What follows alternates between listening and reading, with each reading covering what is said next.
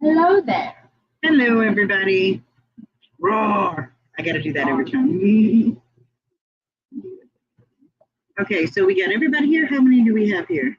Well, it says 0, but I don't believe that. We got people talking. I mean, yeah. So can everybody see me okay? Do we have audio, visual, all that jazz? Hey, Rosie Posey. Hello, Henry and Cecil. And who else is here? All my mama, y'all. That's my mama. Diana Burrow, yeah.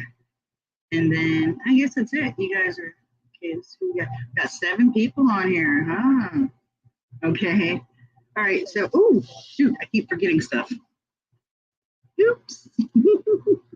I thought I was prepared.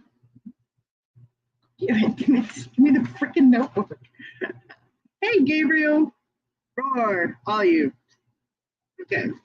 See, this time I came prepared. I have notes. Notes. So, yeah, we can do this thing. All right. It's actually only 1-page notes, so it shouldn't be too bad. Okay. What we are talking about today is spawning, and not just like letting them lay eggs. I want to talk about why your fish might not be spawning, and conditioning, as well as triggering them to spawn.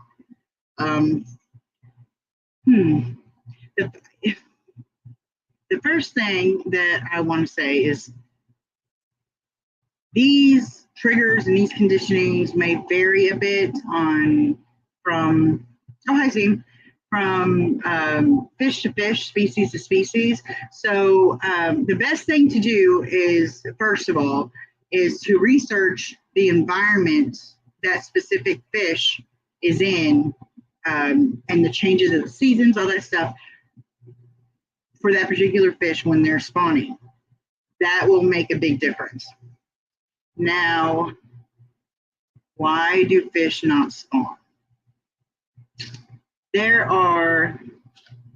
so many reasons why fish won't spawn. I mean, they could just be being jerks, assholes or something, But really, there's a few things. For one of the most common reasons for it is because the fish is either too old or too young.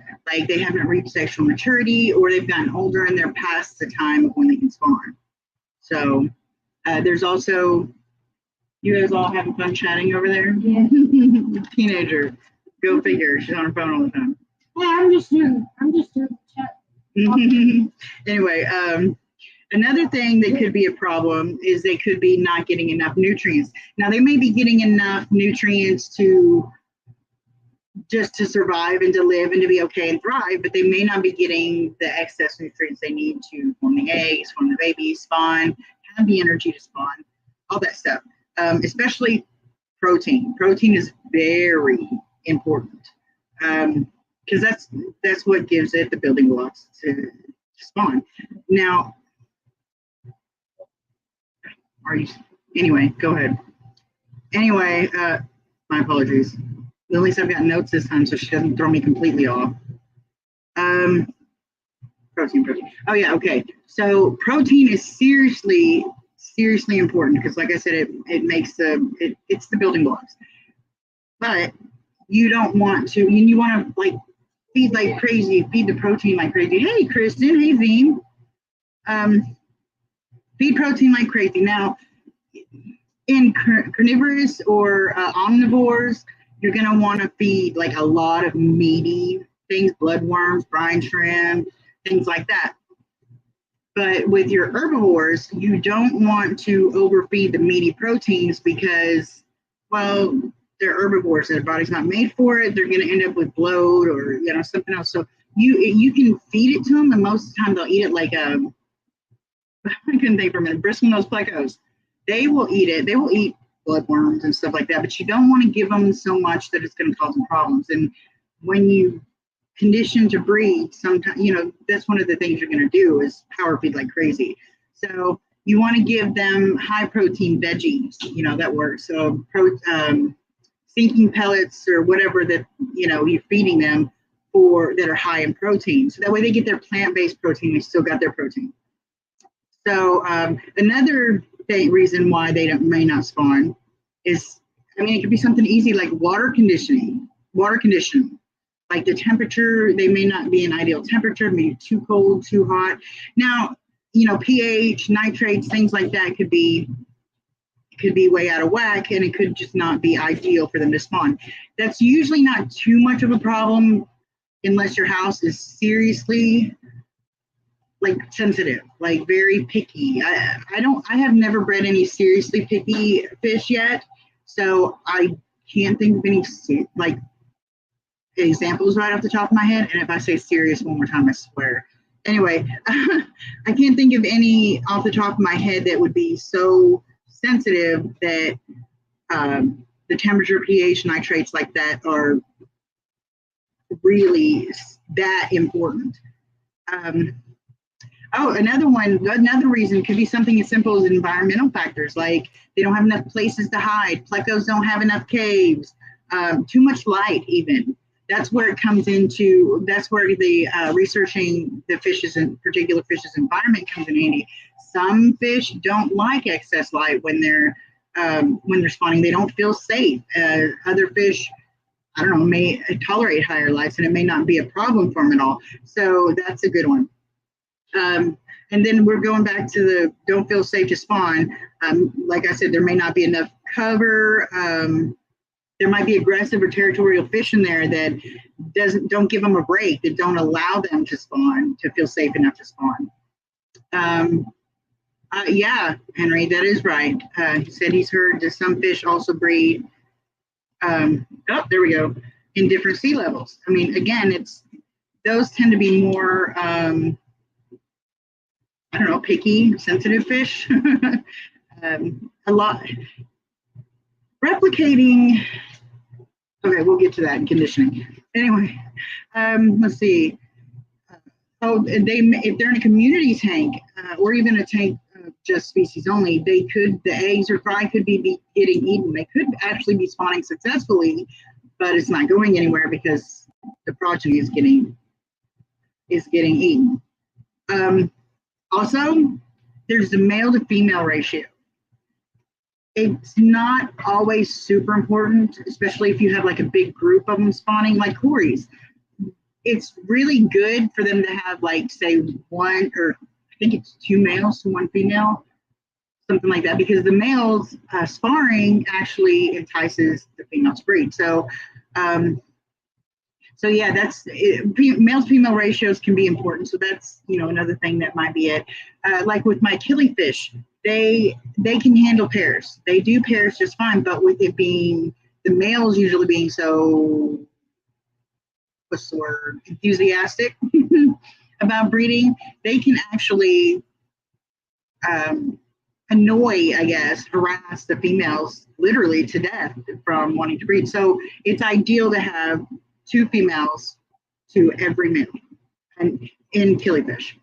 Let's see. Yes, Henry, we're getting to that. Don't get ahead of me. Okay, and then let's see. And then there's a simple fact of it could be the tank is overcrowded. Like if you have guppies or mollies or something, that live bears that breed prolifically, it may just be a simple fact that the spawn have grown and grown, and now your tank is overcrowded. They don't really stop breeding so much as they just, the fry will get eaten, and their numbers just won't go any higher really, as long as there's overcrowding, because for one, they lack the resources. Unless you're seriously feeding a lot, they're not gonna have the resources of excess food. They're just gonna stop when they don't have enough food to feed everybody. Or you may have fish that don't get food. So, and then you've got the situation where males, they compete for territory. They're so busy saying, this is my spot, no, this is my spot, I gotta get this girl, I gotta get that. They're so busy sparring and fighting that they don't bother to breed. So That's funny, Henry. So, and then of course, again, you've got the fish eating the fry and the eggs. So those are some big reasons. Too young or too old, may not be getting enough nutrients. Water conditions aren't ideal. Environmental factors such as caves and things they need to spawn. Not feeling safe to spawn. Could be spawning, but the eggs and fry are eaten. The male to female ratio and tank overcrowding are some of the things I've got on my list. Anybody have any questions or comments? Anything they want to throw in there about why fish may not be spawning? Any other ideas? I'll give you a minute because I know there's a delay. Henry says, I also heard that if you dance on one foot and hold your nose, the fish will breed. No, sometimes you got to hold your nose and then dance on one foot, because if you do it the wrong way, it won't happen. No? So anybody got any input? Real quick before we move on. This is, Dan might have been right. I don't know if I should do topics for my lives because we're going through this pretty quick, but maybe I can drag it out a little bit. If you guys got to help me though, you got to throw some questions up there and stuff. So nobody of nothing. I'm going to give you one more chance to participate. Let's do this, people. Don't make me come over there. No, everybody's busy chatting. All right. Okay. So the next thing that we want to, yeah, it's okay, Rosie. The next thing that we want to discuss, I guess, is conditioning.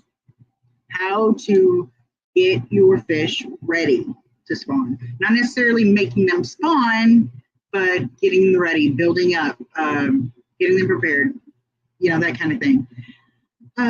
Let's see, a lot of people, especially on fish that are really difficult to spawn, how's the fry? Gabriel, you're talking to me? Which fry? Well, I guess I've only got two, the Achilles. The one that I just hatched like last week or so I'm missing two, but I don't know if I can't find them or if they're gone. And then the two other ones that are a couple, like a month or so old or 2 months old, those are doing good. We still got both of those in there. Okay. So I made a comment about how you read bristlenose plecos. Okay, hold on. Let me look at it. Let me find it. With your bristlenose plecos, you need to change 50% of your water and put it back. Okay, Cecil, you're getting ahead of me now. We're working on it. We're working on it, Cecil. We're getting there. First, the only thing that I want to talk about right this second is why do they not spawn? What could be preventing them from spawning? Even if all the conditions seem right, even if you think you've done the right things, what else could be causing them not to spawn? Okay, so anyway, back to conditioning. A lot of people will start about 2 weeks, maybe more, depending on the species of fish. Like I said, I haven't really bred any hugely, thanks, Naeem. I'm doing such a good job of explaining. That's good to know. But I have not dealt with any really difficult spawning fish yet. I'm not saying I won't because I have some clown plecos, but I think that might be boy and girl or girl and girl. So anyway, and then what else do I have? I have loaches, but I know those aren't going to go anywhere. Henry, we will get to that. I promise you. I will give you some examples here in a minute. We're talking about conditioning. And yes, Gabriel, I have watched your videos. Didn't you see my likes on your videos? I did it. Nice fish, by the way. Trying to think I've got false Julies right now. They're showing breeding behavior, spawning behavior, but so far there's no eggs, and I've been watching closely, so I know they're not, unless they're doing it at night and they're getting eaten at night. I'm not seeing any spawning yet, but those are my next one that I'm trying to trigger. So as soon as I get my cultures enough, anyway, we'll get to condition. We're getting to conditioning right now. Okay. So one of the first things they do, they start about 2 weeks, maybe give or take some, depending on how easy they are to get to spawn. to get ready to spawn, that kind of thing. One of the first things you can do is separate the sexes. This happens, a lot of people do this with like egg scatterers, like for instance, my killifish. To give the females a rest, especially if I've only got a pair instead of a trio, I will separate the male and female, put them in 2 different tanks to give the female and the male both a rest so they're not constantly spawning. It's like one of those, the absence makes the heart grow fonder kind of thing, except for it's not the heart. But so we separate them for, a couple weeks before you're ready to trigger them to spawn. And then that's, one way to do it, one key thing.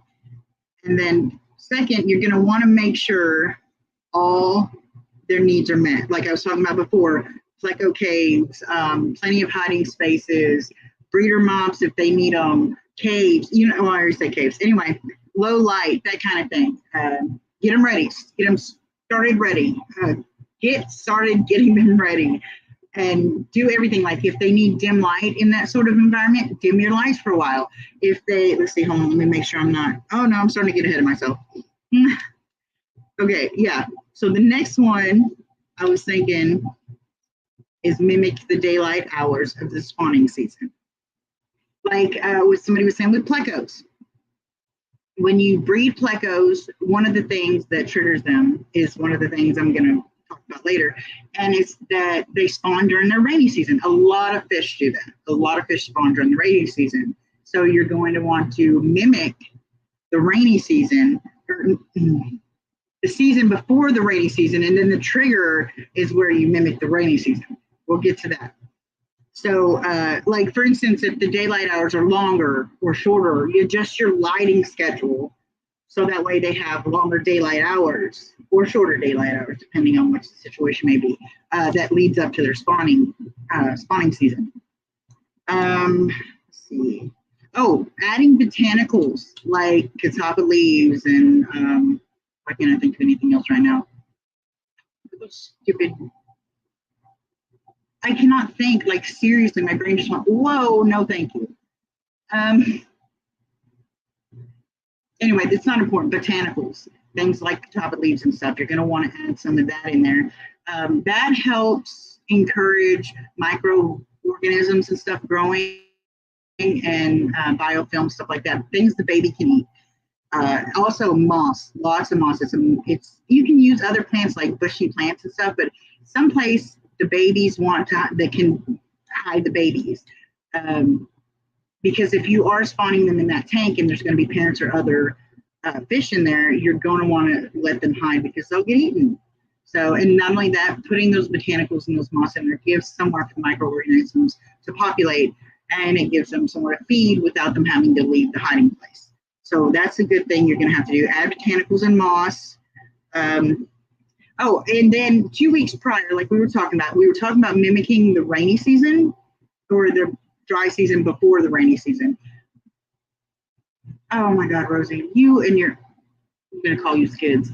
Anyway, about 2 weeks before, make sure your parameters are all good, that there is exactly what you want it to be.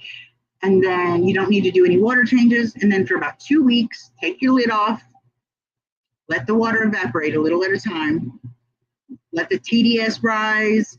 It mimics the dry season, and don't top it off. Just let it go. Let it go for about 2 weeks. And that's why I said make sure your parameters are good so you don't have to worry about doing a water change for 2 weeks. Because even if you do water changes weekly, going 2 weeks once without a water change is not going to be the end of the world, unless you've got issues with ammonia or nitrites, which means you probably shouldn't be triggering spawn anyway, because it's not good for the babies. So yeah, make sure your parameters are good.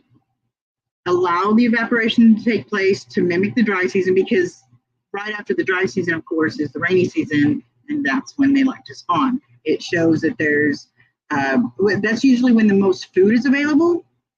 And that's also, when the water level rises, so they've got more room to populate. I'm trying to think.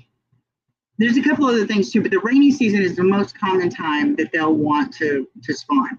So mimicking that dry season before gets them ready and allows them to know, oh, it's going to be spawning time coming up.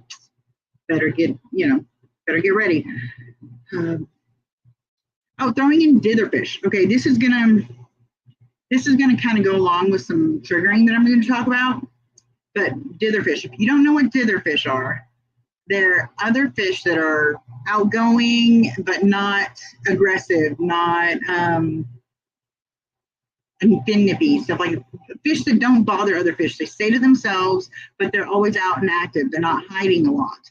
Because ditherfish, the purpose of ditherfish is to make your shy fish less shy.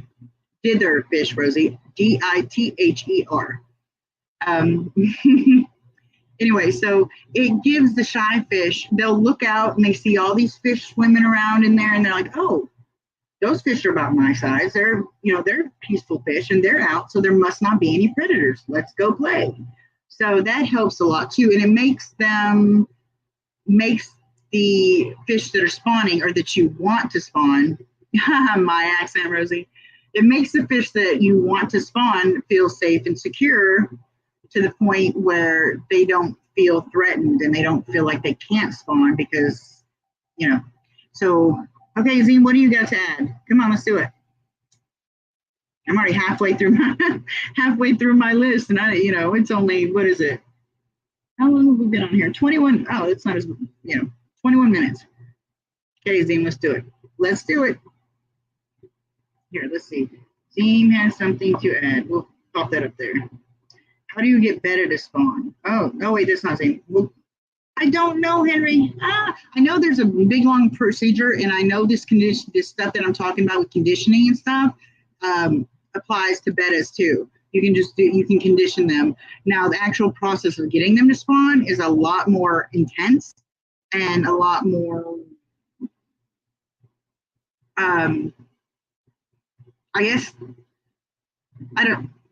complicated.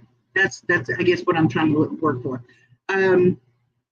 It's one of the biggest things is that they're a danger to each other. So if they don't, if you don't get them out immediately, the female out immediately after they spawn, there's going to be a problem. One or both may die. So it's very intensive. So, but it is, yes, Rosie, it is very hard. Okay, Zine, we're waiting, honey.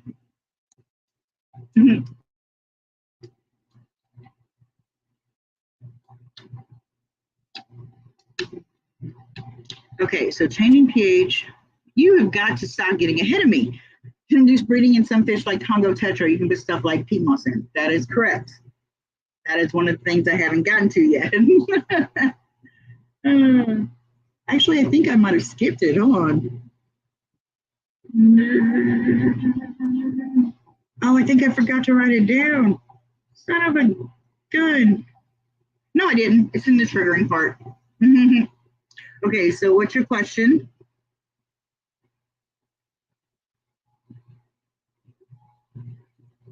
Oh, I'm glad you're excited, Henry.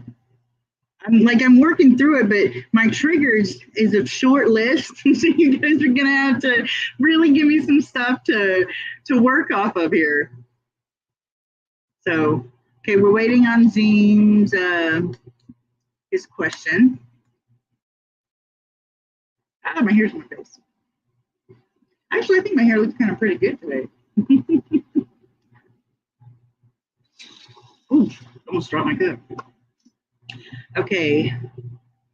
Is there a temperature trigger? Like a specific one? I think it would have to be, I'm pretty sure it's, what is the word I'm trying to, specific to each species. Like some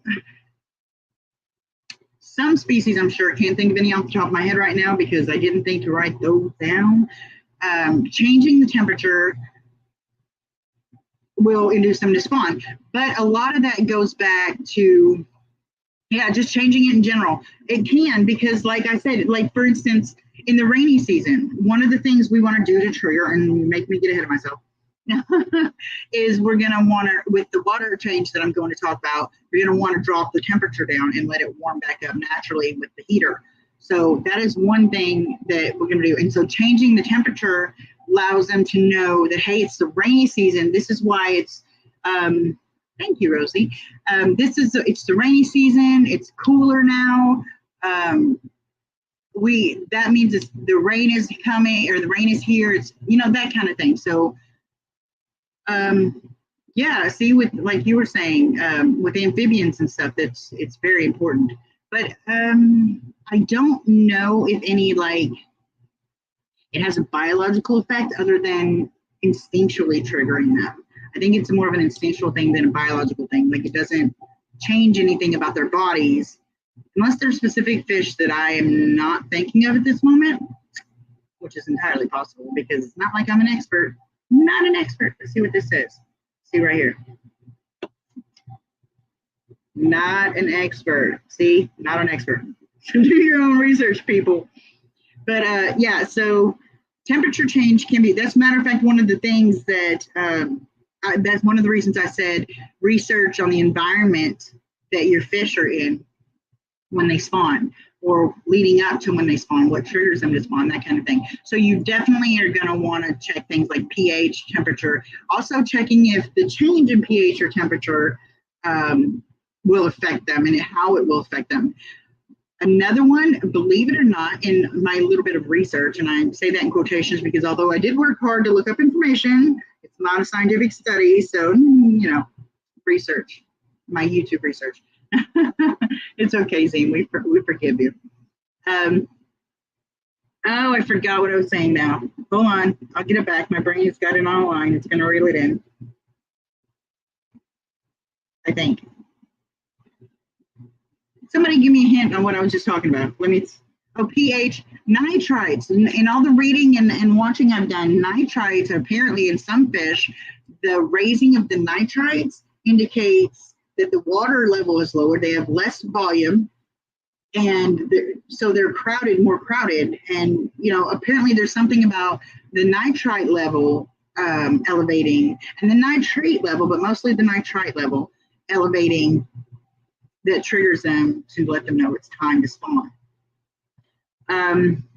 Okay, another thing to do for conditioning, and this one is super important. We talked about this in the why the fish don't spawn. It's not getting enough nutrients. You're going to want to power feed the hell out of the adults.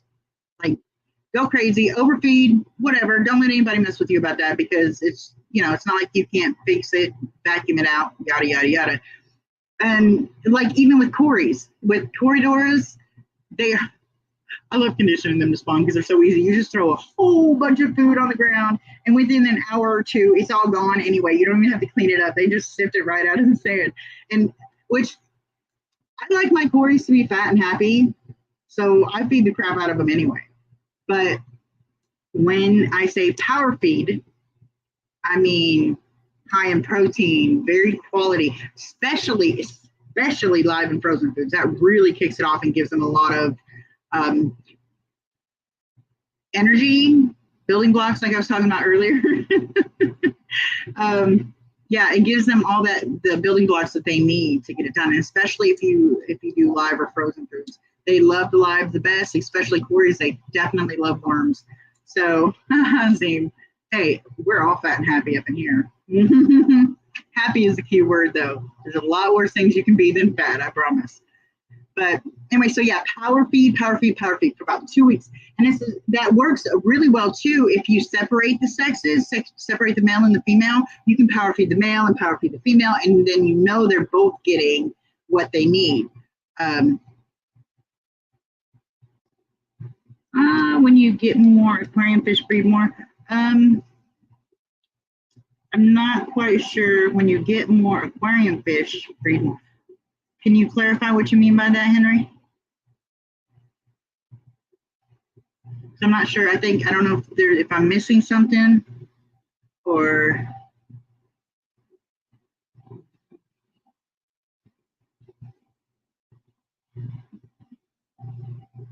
Let's see.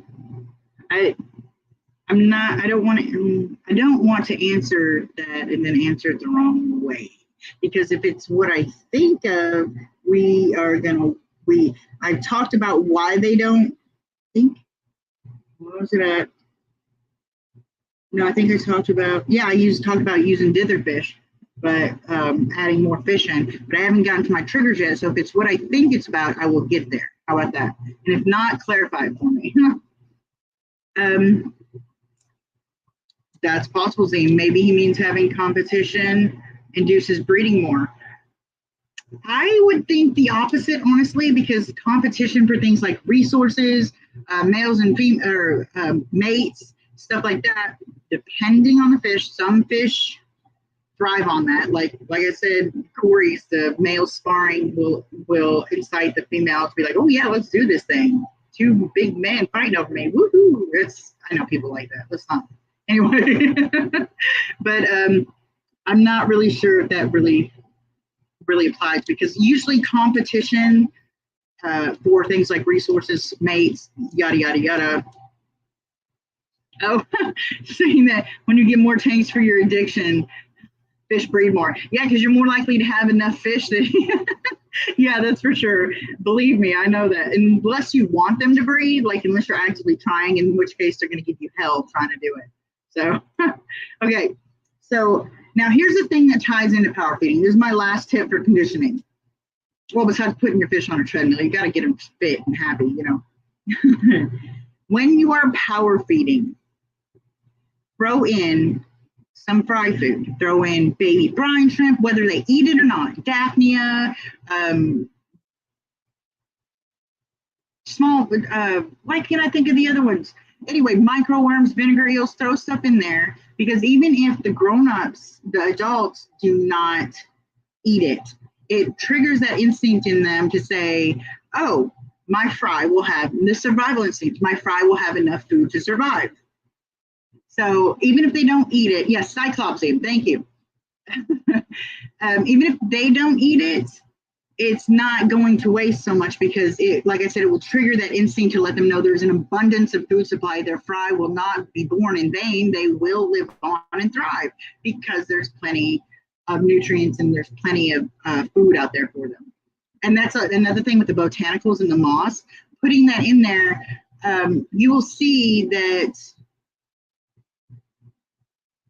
fish food machine Rosie. Anyway, you'll see that they notice that there's microorganisms and things like that in the moss and on the botanicals, not botanicals. Anyway, yeah, the botanicals and the moss and the plants and stuff like that that are really, they're going to see that not only is it good hiding places, but there's microorganisms and biofilm for the fish to thrive on, the fry to thrive on. Hey, Deacon. So, yeah, so microorganisms feeding food that the fry will eat triggers them too. So you're going to power feed the crap out of them, give them good stuff like brine shrimp and bloodworms and big food that they can snack on and really get that protein. Or like in plecos, you're going to want to make sure they have veggies every day and extra algae wafers and all that stuff because you don't want to feed it maybe twice a week if you're power feeding, feed them something like bloodworms or something. On a normal basis, I wouldn't feed them anything meaty that way more than once a week because, like I said, in herbivores, it can induce bloat and stuff like that. Let's see, what was I saying?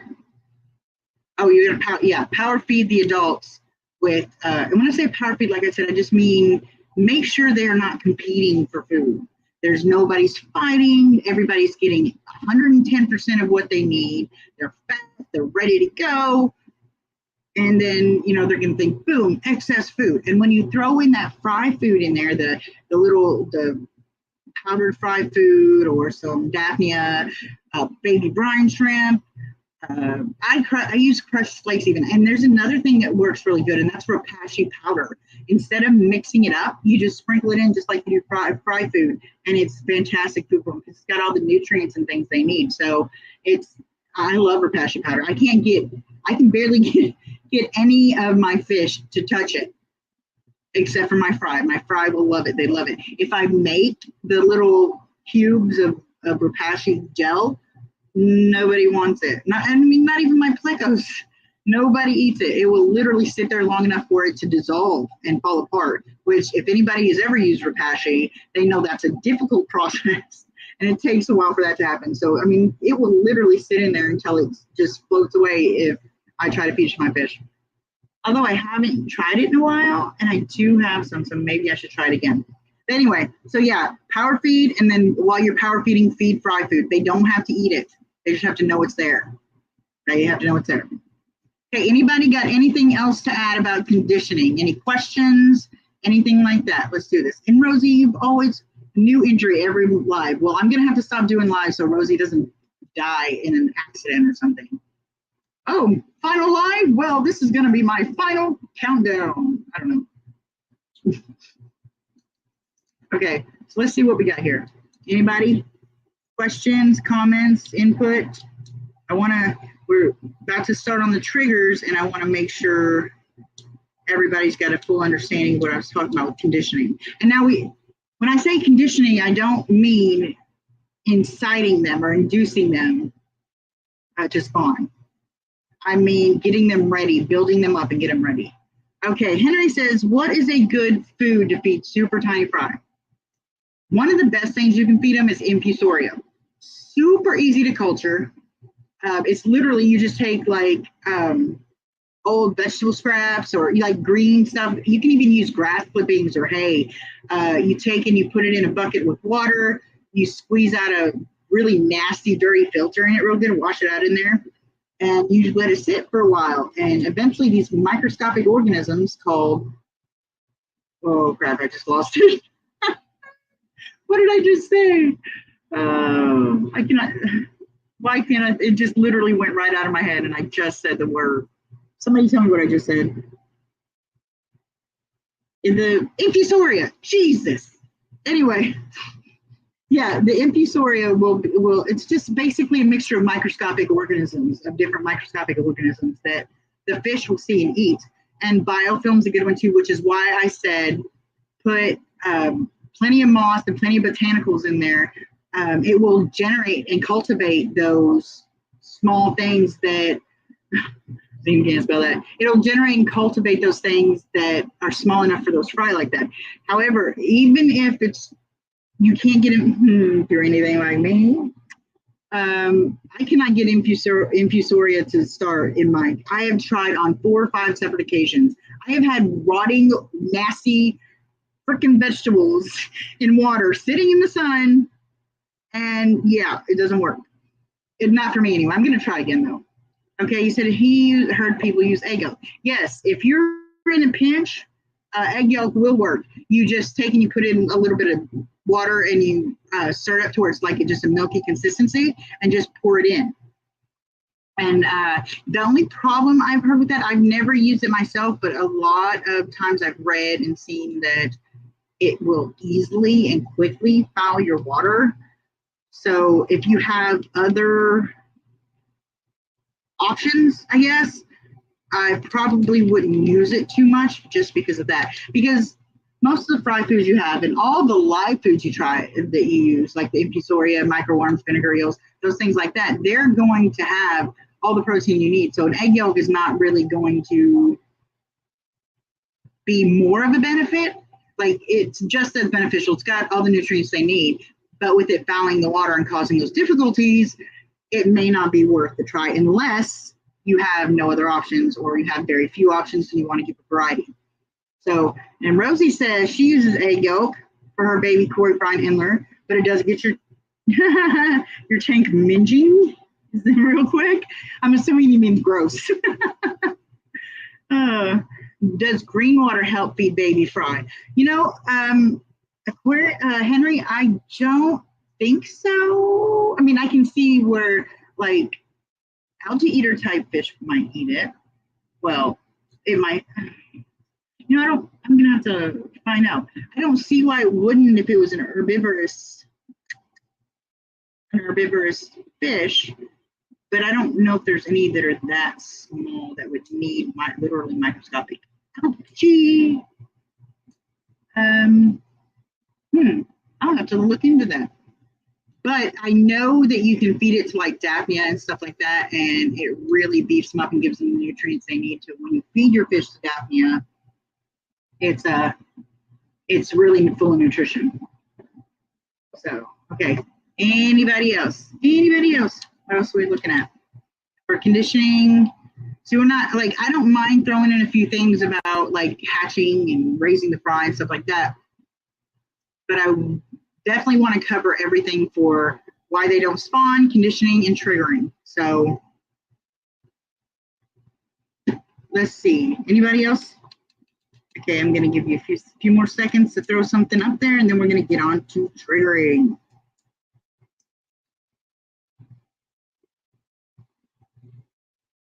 Nobody? Okay. So, and last but certainly not least, you are going to want to make your fish spawn. And since there's not a lot we can do about that, we use triggers. We use things that will, for lack of a better word, trigger, then push them and incite them to want to actually do the deed of breeding, having the babies, or spawning the eggs. You know, you want to get that process started. So here's some things that I've got written down. 1, 2, 3, 4, 5, 6. I have about 6 things. Some of them are a little desperate, probably. What I would say, apologies.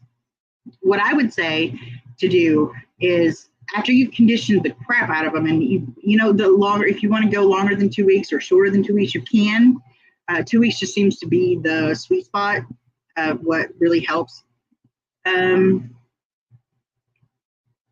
How about stuff to make them chill out or salt to help their immune system?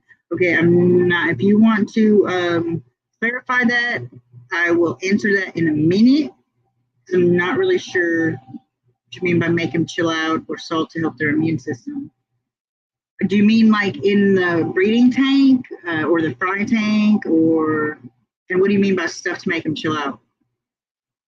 These chat things, I wish I could just do voice clips, but then it would be so noisy. Okay, night, Rosie. Thank you for showing up. I mean, I know it's, what time is it there? Oh, it's almost 1 o'clock in the morning. Okay, well, go take care of those kiddos. Go to sleep. Good night. Okay, so let's see. This is what Zane said. How about stuff to make them chill out or salt to help their immune system? So in the breeding tank, I don't, unless there's a severe problem that salt really helps with, I don't really generally think it's a good idea to put salt in a freshwater tank. It messes with the osmotic pressure and the whole process of osmosis, where they absorb moisture and oxygen and things like that through their skin. And if they're not in the salinity that they have evolved to be in, extra salt, not enough salt, that kind of thing, it messes with that osmosis. And it's not,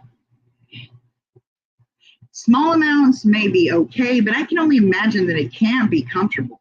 I mean, think about if you got somebody sitting on your chest and you just can't breathe, you know, even if you can get enough in to survive, it's not comfortable. It's kind of scary, and it makes you feel like you're going to die.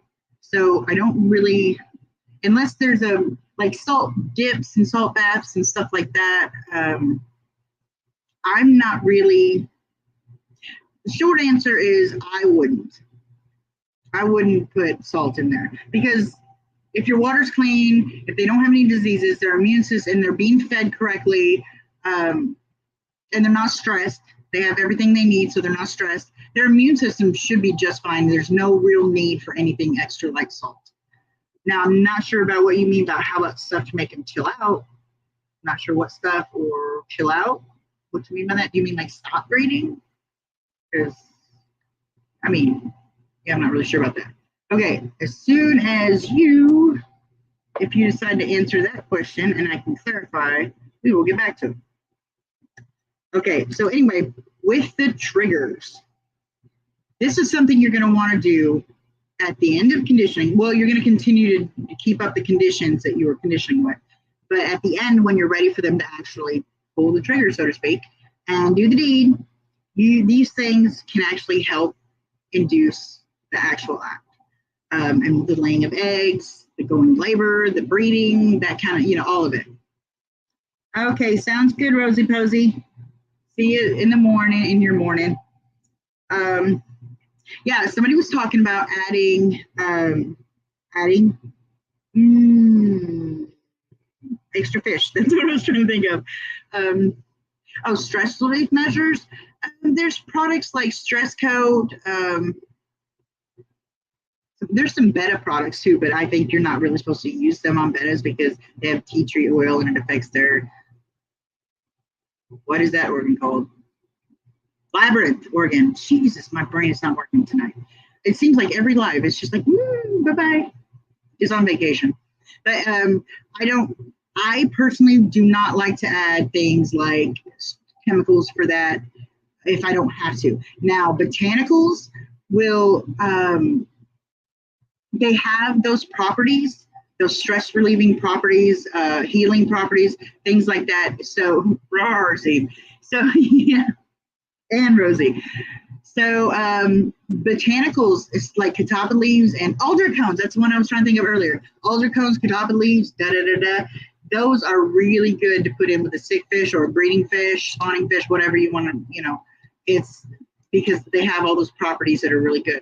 So if you want to do something like de-stress them or whatever, make sure they have plenty of hiding spots, make sure their water's clean, make sure they have everything they need to survive and thrive, and not just that, but the extra they'll need for the spawning.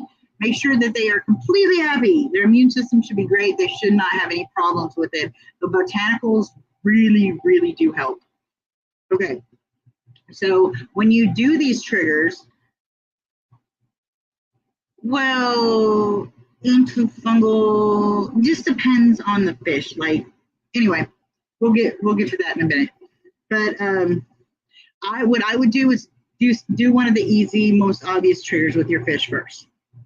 If that doesn't work, condition them again.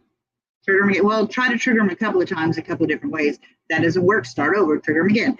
But I would add one at a time of these triggers, maybe two max. So that way you know which trigger tipped the scale. You know which one really did it, or combination of ones. I mean, this might be if your fish are really sensitive or difficult to get to spawn, you might do this different combinations multiple times before you see any results. Luckily, like I said, with my killifish and my albino cories, I haven't really had any problem triggering them to spawn. I conditioned the crap out of them anyway.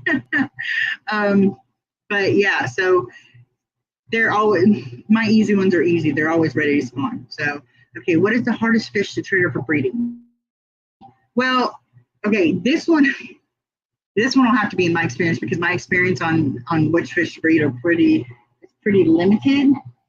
From the research I've done, the fish that are probably the hardest for me to spawn that I've got would be my tetras or my Harlequin Resboras. And I don't know that they're really difficult to actually trigger them to breed so much as it's a lot of in-depth process. You have to, like I said, you got to condition them by separating them, power feeding, all that, yada, yada. Make sure they're, everything that I told you about conditioning, pretty much you got to do with these sort of egg scatterers. And then when you put them back together, you've got to make sure that they don't eat eggs, do certain contraptions like egg baskets and da-da-da-da-da. And Zim, I don't know nothing about Congo puffers, so I can't give you any advice on that. Other than I know these tips I'm giving you generally work for the majority of fish. So you just kind of personalize them to your own, to the species, like temperature wise and stuff like that. So yeah, so I would start with one, max two of these triggers, like do power feed for the conditioning and then do a water, let it evaporate and do a really good cold water change. I haven't gotten there yet. You're messing me up. Anyway, try one or two of them together and see start off with the easy ones, the most obvious ones, and then work your way up. Throw in this one and then that one and try this one. And that way you know which trigger sent it over the edge and which one really helped that. Zim, I can do some research and help you out when we get a chance. Maybe we can, message me on Discord or something, and we'll get it together. But yeah, so these triggers do one or two at a time, so you know which one is actually pushing the limit to trigger it. And one of the first ones that I put on here is add spawning partners.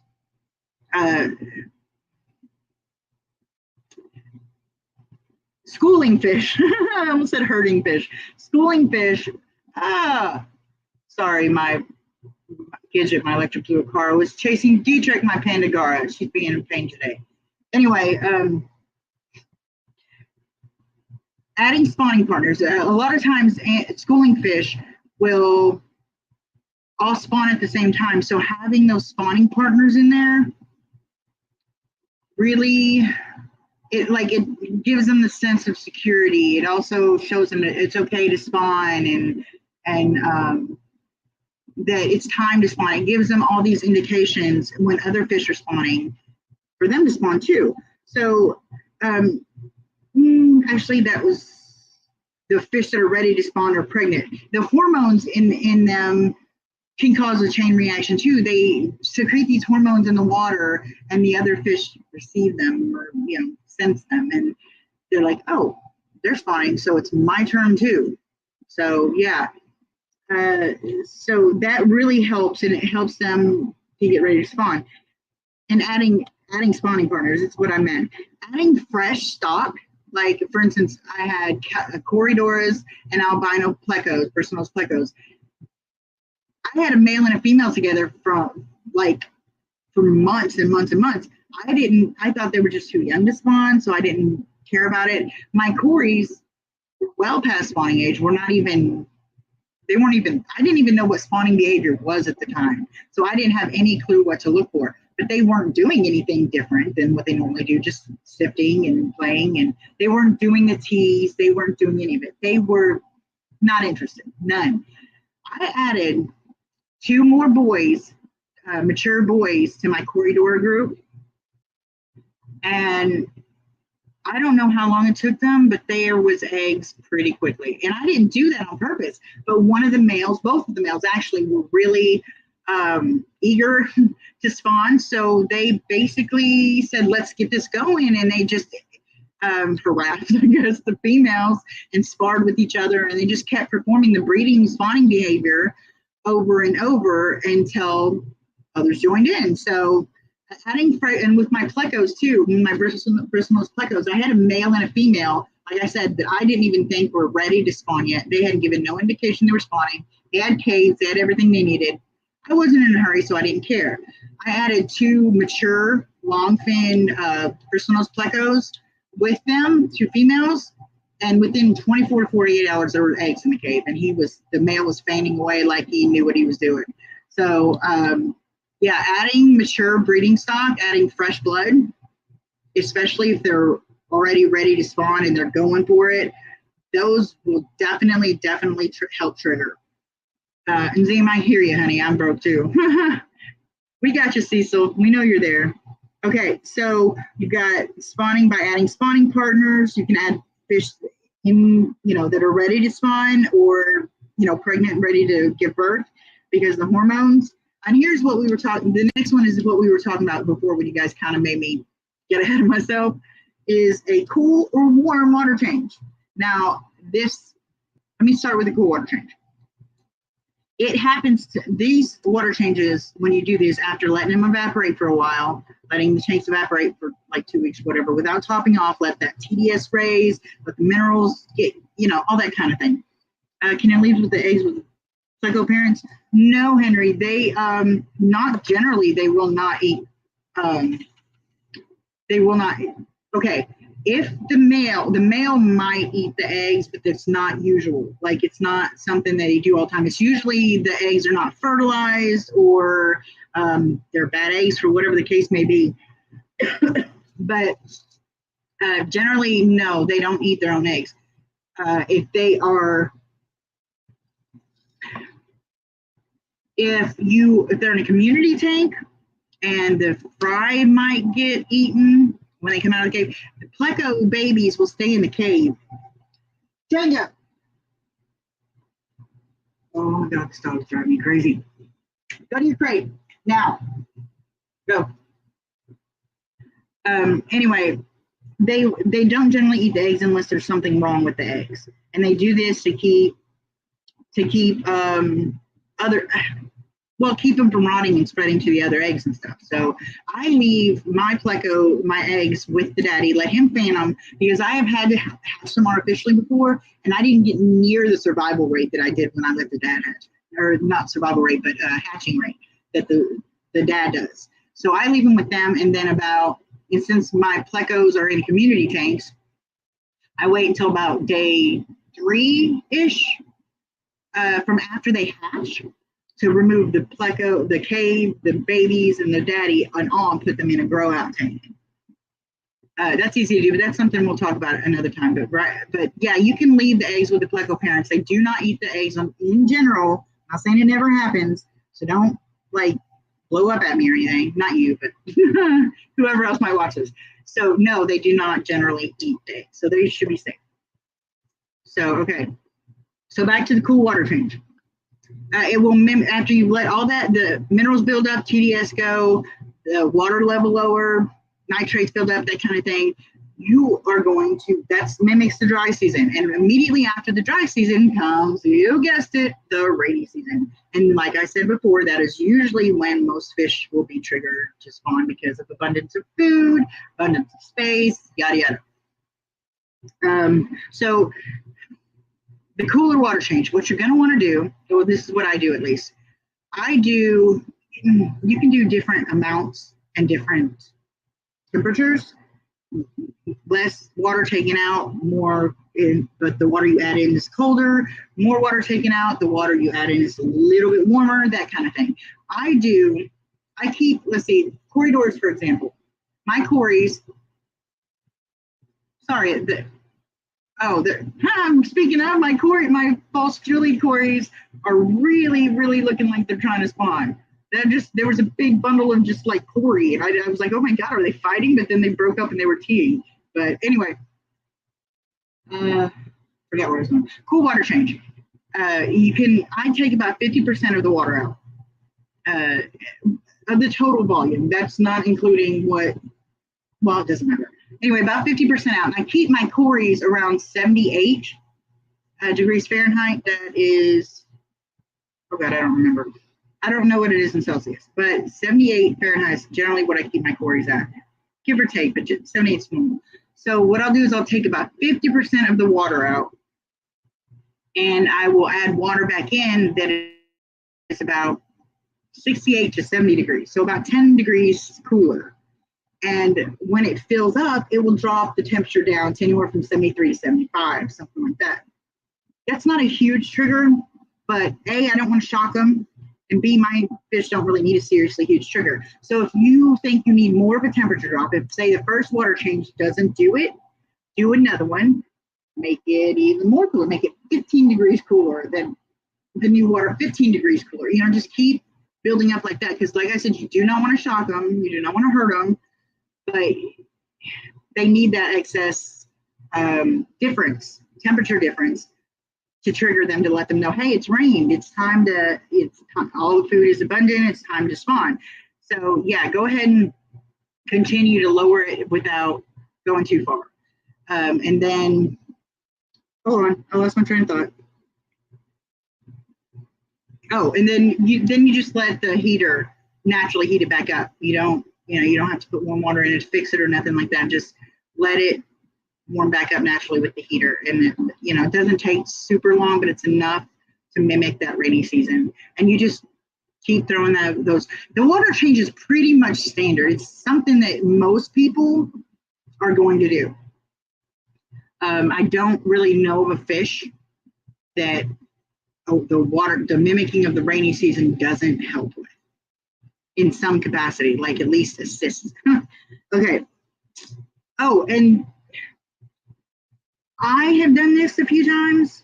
I've had other people tell me when I've asked them to do it to see if it worked.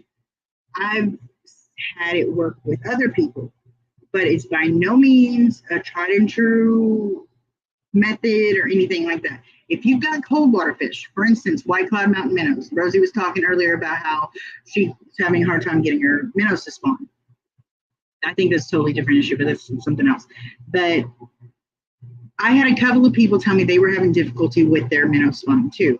And I noticed that almost every time I done a water change, I did the opposite because I was usually filling up. I've only got one cold water tank. So I was usually doing all my water changes and I would fill temperature match my other tanks, my tropical tanks. And so I would just throw the warm water. I would just continue with that temperature water whenever I filled my cooler water tank, the no heater tank. So yeah, same good idea.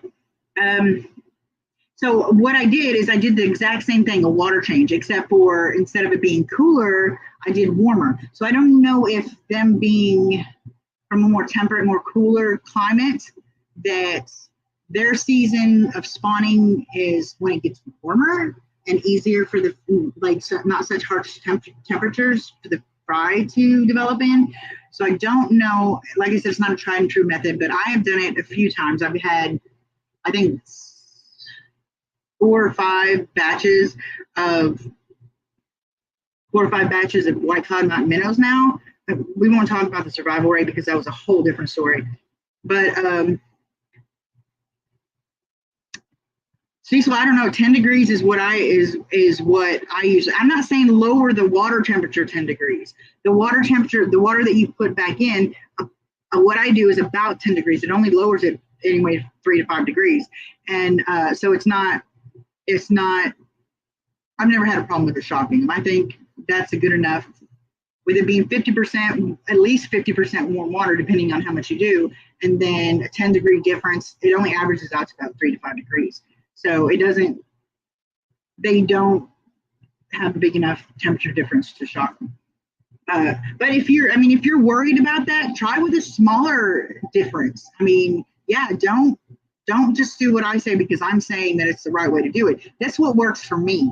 And I haven't had a problem so far. And I am not going to be responsible for anybody trying it and then hurting their fish. So if you are at all adverse or leery, worried about doing any of this, don't do it. Your fish, it's not worth it just to take somebody random person's advice. So yeah, Z, you add it slowly. You just kind of, I use mine from the faucet, and my faucet's really super slow anyway. So it usually takes about, if I do my 55, last night we did a 70 to 75, we did about a 40% change because I was trying to get them to spawn. It took about 45 minutes or so at least for it to get filled all the way back up. So, and like I said, if you turn your heater on as soon as that heater's covered, it's going to continue to raise that temperature a little bit at a time. So you're not, even though you're putting cold water in it, it's not a huge fast thing. It's like a cold rain. So, silver-tip tetras. Henry said he's having silver-tip tetra problems.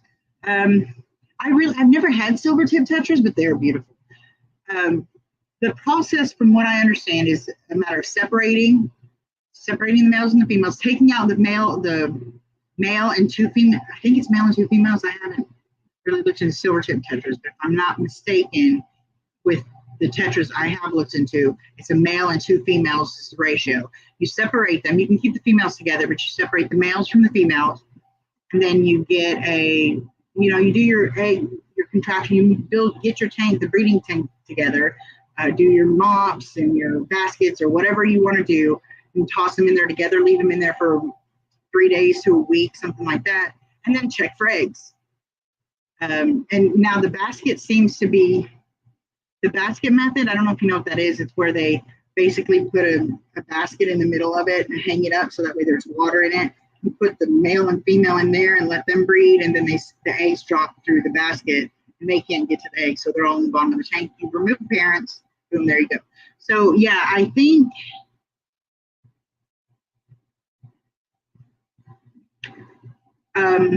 sorry, I got a little distracted. I think that's just try some of these triggers that are the conditioning and the triggering that we're talking about. If you haven't already tried them, maybe try a different combination and a different order, that kind of thing. It's really, how long have you been trying to get them to breed? That's a good question. Mm. And yes, Zim says you're threading the needle between a change conspicuous enough to trigger them to know something is changing, but make sure it's not drastic enough to shock them. Right, which is why I said, you don't, the water is going to be like maybe 10 degrees colder than than your original water, but by the time it gets filled, the temperature is only going to go down 3 to 5 degrees max.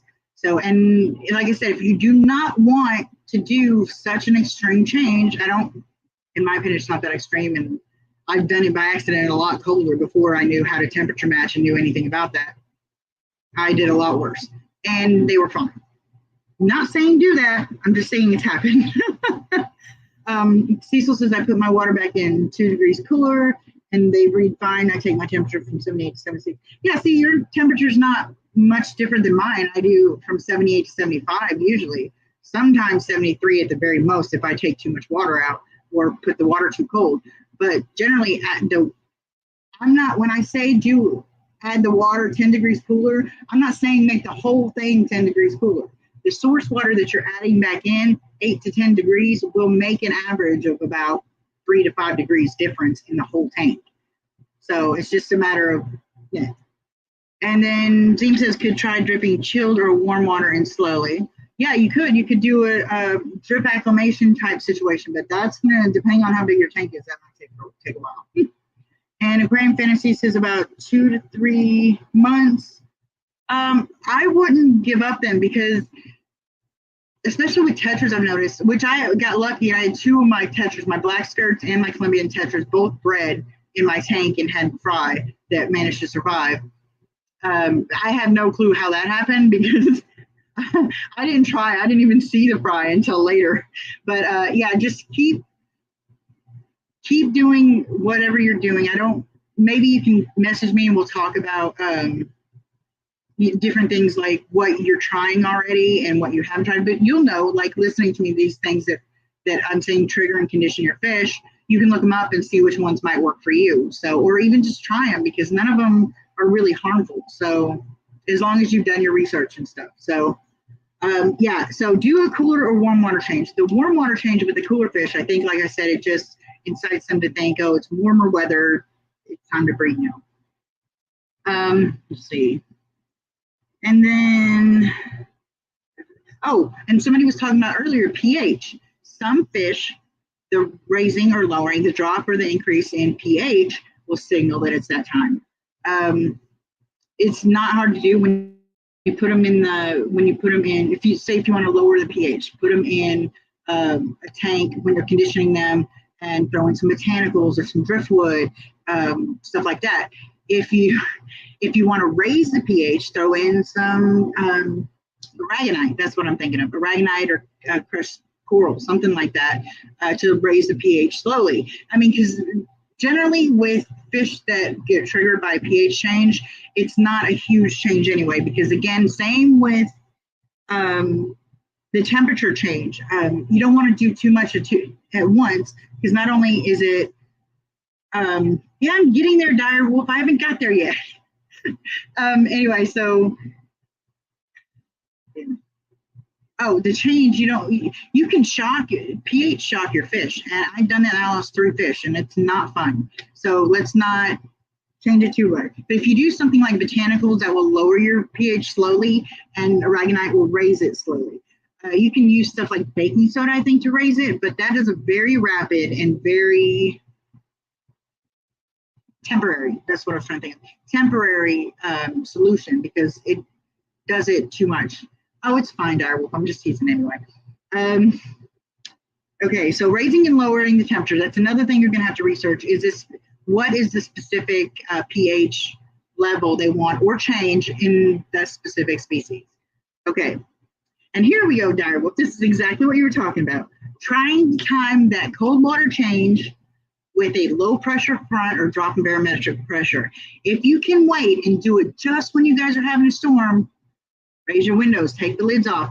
The water will feel that barometric pressure shift. Your fish will feel it. They've got sensors literally on under their scales on the outside of their body that receive information from their environment about whether it's time to eat, spawn, sleep, whatever the case may be. that's how they know how to function, those receptors and such. I wish I would wish I'd have paid more attention when I was reading about that. But yeah, so the change in barometric pressure along with that cold water change usually go, it's usually the one thing. So if you have, if you're not sure what triggers will work for you, that one right there, the cold water change is a good one. But pairing it with the low pressure front, drop in barometric pressure kind of thing, really, really will do the case. If it's, unless it's one of those fish you've got to harvest the, anyway, yeah, harvest eggs and stuff from. Let's see. And then, let's see, that is mostly what I've got. But one last thing you can try, and it's kind of a Hail Mary, is rearranging everything. Take them all out, rescape the whole tank, just go nuts, do something different. Make sure they've got everything they need in there when you put them back, put the fish back in there, and then start conditioning again. Start the process all over again, because sometimes fish just need a change of scene too, maybe. I mean, I don't really know just what it may do to change the scenery, honestly, but I've talked to a few people and read it a few times that changing the, what do you call it? Environment. Wow. Anyway, changing the environment can actually be beneficial, can actually try it. So if you've tried everything, any and all of these triggers, and nothing is working, you're not doing it, then I would recommend, one, doing the rescape, just completely doing it, and putting your fish back in, and then doing all the conditioning, and maybe lengthen the conditioning period, because it may be a situation where they just need, like I said, they could not be build up enough nutrients, build up enough protein to work with it. So it could just be something as simple as that. Just lengthen the time that you're conditioning, trigger harder, do more triggers, especially the ones that you know might have incited spawning behavior, whether it came with anything or not. Like my Julies, they're doing the spawning behavior because yesterday I did a cool water change. They haven't done anything yet, so I'm thinking that maybe I need to power feed them a little bit before, because they're in a community tank with an electric blue acara and 2 different types of tetras, as well as a pleco and some green loaf. Anyway, they're in with a bunch of stuff, so they could very well not be getting the amount of food that I'm trying to give them. But the food may be getting eaten, so they may not be getting quite an adequate amount. Oh, hi Harley. Hi Linda. I think I should know who that is. Don't get mad. I'm sorry. Anyway, but yeah, so rescape, lengthen your conditioning time, condition maybe even harder, throw those triggers in there a little bit stronger, maybe add a few more, change the sequence of events, a little bit of cooler or warm water change, a little bit more of a raising or lower pH, that kind of thing. So, I mean, does anybody have any other conditioning or triggering tricks or reasons why the fish may not be spawning? We've got plenty of time, so anybody have any input on this or any questions that I missed or whatever? Do I get more eggs the stronger the storm? No, actually, aquarium, Henry, a lot of times besides genetics, a lot of things that will determine it is how you condition them, how well you condition them.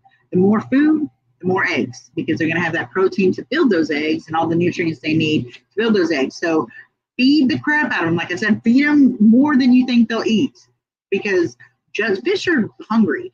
The more you think they'll eat, or the less you think they'll eat, the more they're going to want to eat. Because it's like when you go, you want 2 plates, but you only get 1 because everybody's got to have some. You're still kind of hungry. Yeah. So you're going to want to feed them more than you think that they're going to want to eat. So, okay, let's see. Although that is a good question. Do I get more eggs strong in the storm? Okay, so are we, or any other like if we're done with this topic, any other related topics like, I don't know, hatching and raising and any of that? Janice! Hey, sup? Boy, Janice was vicious last night in Dan's live. Oh, Janice, you missed my whole little, you missed all my notes. This one, you're gonna have to go back and rewatch. There you go. Give me an extra view. So, yeah, I know there's a delay, so I'm trying to be patient and give you guys some time, but I really need somebody to let me know something here. Are we changing the topic? Are we adding to the topic? Do you have any input in the current topic? Janice, you weren't here through some of it, so go ahead if you've got any questions. Oh, well, damn it, Janice. Now here I was going to use you to help further my goal, and you've been lurking. Well, I'm glad you heard it. Does anybody have any? Okay, how do you help with fungus growing on eggs without using that blue stuff? Okay, methylene blue. I've heard so many different things. For one, it's a dye. It's not actually a fungus, antifungal. How about that? But it has antifungal properties. So some people say it does nothing. Some people say, where did it go? Oh, right, there it is. Some people say that it swear by it. You know, they love it. I've tried it with my Corys and then with my Achilles. Did nothing on my Achilles eggs whenever I incubated them in water. When I tried to grow them in water, it did nothing for them. So, I mean, they literally, I don't know, I could have been doing something wrong though, so I don't put that on the methylene blue. I also tried them with my Corys, but honestly, like, Corys only take about 3 days to hatch. And so if you watch them, you spread them out evenly enough, like not evenly, but far enough apart from each other, they don't easily fungus each other. And you remove the ones that are white, so fuzzy or whatever. If you do that pretty quickly, I find that I don't have a lot of problems with fungusing. It's just not something that I do have fungusing, but it's not a big problem because I'm very diligent about removing the fungus eggs, making sure they have plenty of aeration, that kind of thing. So I don't, now on my longer incubating eggs, I found I have more success with hydrogen peroxide, 3% hydrogen peroxide. And the cool thing about the hydrogen peroxide is it is, I can't remember the word, but it dissipates into the air, like it becomes not inactive. That's what I was thinking of. It becomes inactive after, I think it's like 24 hours. So it turns it, well, it's H2O2. It's water. It's with an extra, hydrogen atom. Yeah, I think I said that right. So it literally breaks apart and turns into water. So when the fish are born, when the fish hatch, you don't actually have to do like an immediate water change to get them. With methylene blue, you have to remove as much of that water, as much of that blue out of there as you can, because it's not good for the fry to sit in it for a prolonged period of time, more than just what you need to. So an immediate water change is really necessary when you use methylene blue. With hydrogen peroxide, the only real downside is you have to dose it every day, every 24 hours, or it becomes ineffective because it dissipates. So, but I found my Cory eggs, they tend to be more, I tend to get more results with the hydrogen peroxide. Another thing you can do is, right, Janice, feed them frozen foods and they get it on. Yeah, mine do too, especially if I use black worms or blood worms. If I don't give them that, they're like, nah, I'm good. I'm on strike, dude. I didn't get my meal. But you got to take me out. And anyway. But another thing you can do to help with fungus is botanicals. We were talking about botanicals. They are, like I said, they have antifungal properties and things like that too. So you can put them in, put top of leaves, aldercombs, that kind of thing. Oh, don't kill yourself or break my tanks. You're replaceable. The tanks, we'll have a problem with that. Facts. But Zane, you're funny. The botanicals, the good thing about them is not only do they have antifungal properties, but they make really good hiding places for the fry, especially when you've got them in like a bare bottom tank or something for a grow out. They make good hiding spots. And plus, they, like I've said before, the microorganisms and biofilm gives them something to feed on. So botanicals are a really good one. But again, nothing is going to work as well as making sure the eggs aren't touching any more than they have to, pulling out the white ones, the fungus ones, the unfertilized ones, and the fungus ones, and doing that diligently, watching, making sure there's plenty of aeration to move the water flow. That's what I'm thinking of. That kind of thing. If you make sure all the other factors are better, you won't have as much of a fungusing problem, unless there's something in your water, which is possible, I guess. I mean, a lot of people have that problem. I'm a little lucky, so I'm probably not the best person to be talking about this. I've got really good water unless my city decides to flush the pipes or something. So, okay. Do shrimp help clean eggs, or will they eat the eggs? Good question. Henry's really on the ball today. Okay, I do not know about other shrimp because I've only raised Neocaridina. Raised is a very liberal word, but I've only had Neocaridina. But hi Chris. The first time I'd had Cory eggs, I put a shrimp in there, and it seemed to do okay. I didn't see much of a difference, but that may just because I only had one. So it's possible if you put a few in there, but they don't generally eat the eggs. I've never seen them eat the eggs. They eat the crap off the eggs. They eat the fungus, that kind of thing. From what I understand, I've never seen them eat the egg. Obviously never seen it, but I've never had that situation happen as far as I know. So, but my eggs were in a breeder box in the tank, and the shrimp climbed out into my tank and became breakfast. So I don't really put shrimp in anymore. Again, like I said, all these things are helpful. They are helpful, and doing them might improve your hatching rate and improve the rate of fungus eggs, so where you're not having so many.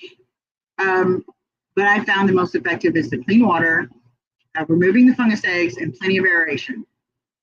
So, anybody else? Everybody's talking and chatting. You guys seem like you're having fun. Yay. Let's see. I'm trying to make sure I did not miss anything. Okay, I think I got it all. How did the shrimp climb out?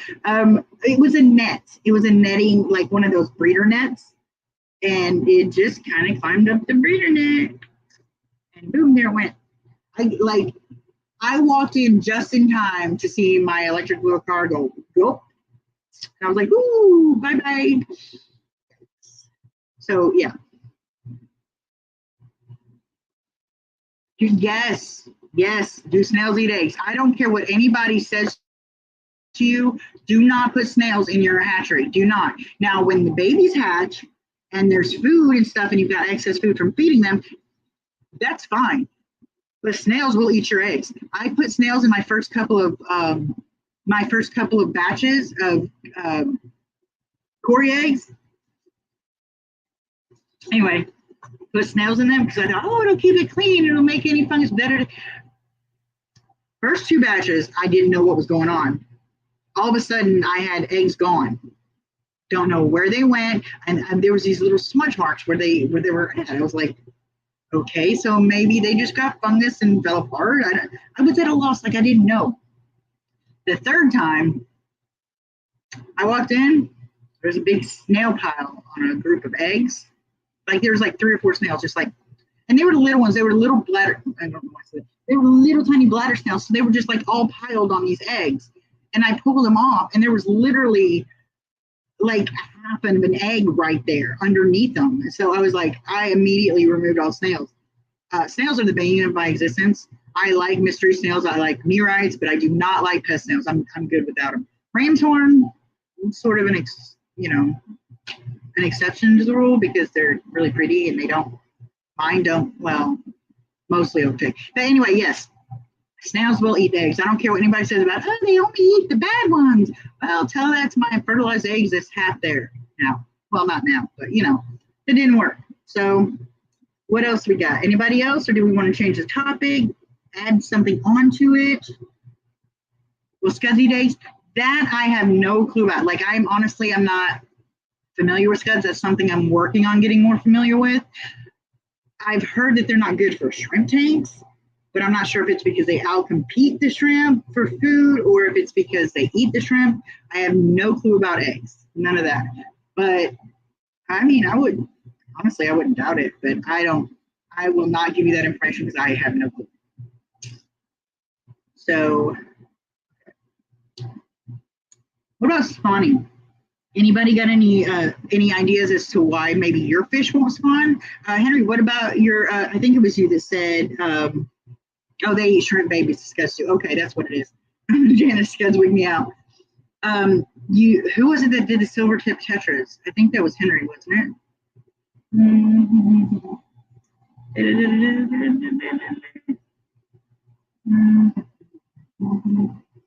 I am trying to find it about the. I guess it's not important. I think it was Henry. Yes, see, I was right. Okay, so why do you think, like, what do you suspect is keeping your fish from spawning? Do you have any clue? Any ideas, any thoughts on that? Like maybe we can work it out on here, like give you some ideas. What have you tried? Oh, okay.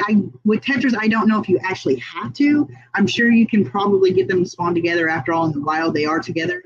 But I'm on everything that I've watched, everything I've read, everything that I've seen. Well, like I said, mine spawned in the community tank and had babies, and I didn't separate them, but I did add more to the school. So it might have been an influx of fresh blood that triggered them. But it's not a have to thing, but it's a really helpful thing because, like I said, they separate them, and it's like when they see each other again, they're like, oh yeah, let's do this. So, and plus you can condition them better separately. So, but yeah, try that. If you have not tried separating them, separate them for 2 weeks. Take the males or the females, whichever one, out, put them into another tank, and then just condition them for 2 weeks. Throw them back together, leave them for 3 days or a week or something. I would probably, if you use spawning mops, I would probably check at least every 3 days for eggs because they will eat them if not. How old are they, Aquarium Fantasy? Could they be too old, he says. I don't know why I called you Aquarium Fantasy. Anyway, Henry, got them from a friend, so you're not sure. That's quite possible. If they are, I think, a good lifespan for tetras. Let me double check, but I think it's around 5 years or something, or 6 or something. So let me, what's the lifespan? White skirts live 2 to 5, black skirts 3 to 5. Neons can live up to 2 to 3 in captivity, 5 years if given proper care. So about generally about 5. Yeah, that's right. All right, Mom. Love you. Thank you for coming. Yeah, so yeah, if they're like anywhere from like 3 years or up, they might be. I'm not really sure when they stop spawning. I love you too, Mom. But I would say if they're more than, they start spawning, I think it's like 6 to 8 months, they start getting sexually mature. Unless I'm thinking of someone else. No, but so they actually mature pretty early. So they're probably going to, go out the other way pretty early too, or at least, I would think so. But yeah, if they could very well be too old. Okay, so night, Mama Dino. That's my mama. She's going. See, look, she said she loves me, and then she talked to me later. Ooh, it's a written contract. You got to do it now. What? You got to talk to me. Anyway, so okay, don't forget right here where it says not an expert. That right there is very important. So do your own research, people. I'm just here to help you get a start, help you figure out where to get started. So yeah, definitely. But I love talking spawning, breeding, triggering, that kind of thing. So any of you like want any ideas, I'm happy to bounce some ideas off each other and like problem solve. Like I can help you with that. I'm not bad at that. So what fish would I like to breed? Oh, okay. This one's a hard one because I actually have some I actually have a few fish that I'm in. Okay, bye Cecil. Thank you for coming. I actually have a few in line that I'm hoping to breed soon. Undulopanchae jojetti, and I'm looking for the chromoaphistimian volcano. The jojetti is actually called the blue glarus, and the volcanum is the volcano killifish. Those are two that I am. Sorry. Anyway, those are two that are on my list of trying to find to actually add to my breeding stock. So those are the first things on my mind right now. But to be honest, I was gonna say the thing that would really be cool to be able to breed are some of these loaches that I've got, because from what I understand, there's only been a few people that have been able to breed loaches, not hill streams, those aren't real loaches, but have been able to breed loaches in captivity. It's not a common thing. So being able to breed them in my tanks would be amazing. Okay, what's this one? What do you think fish breed better in spawning mops or moss? Oh, I would say probably moss, but spawning mops are a really close second. But fish do tend to like things a little more natural. I mean, they'll deal with what they have to deal with because they'll do that. But I would thinking about coolie loaches. Yes, it's one of the ones that I wanted to breed, but I don't have any coolie loaches anymore.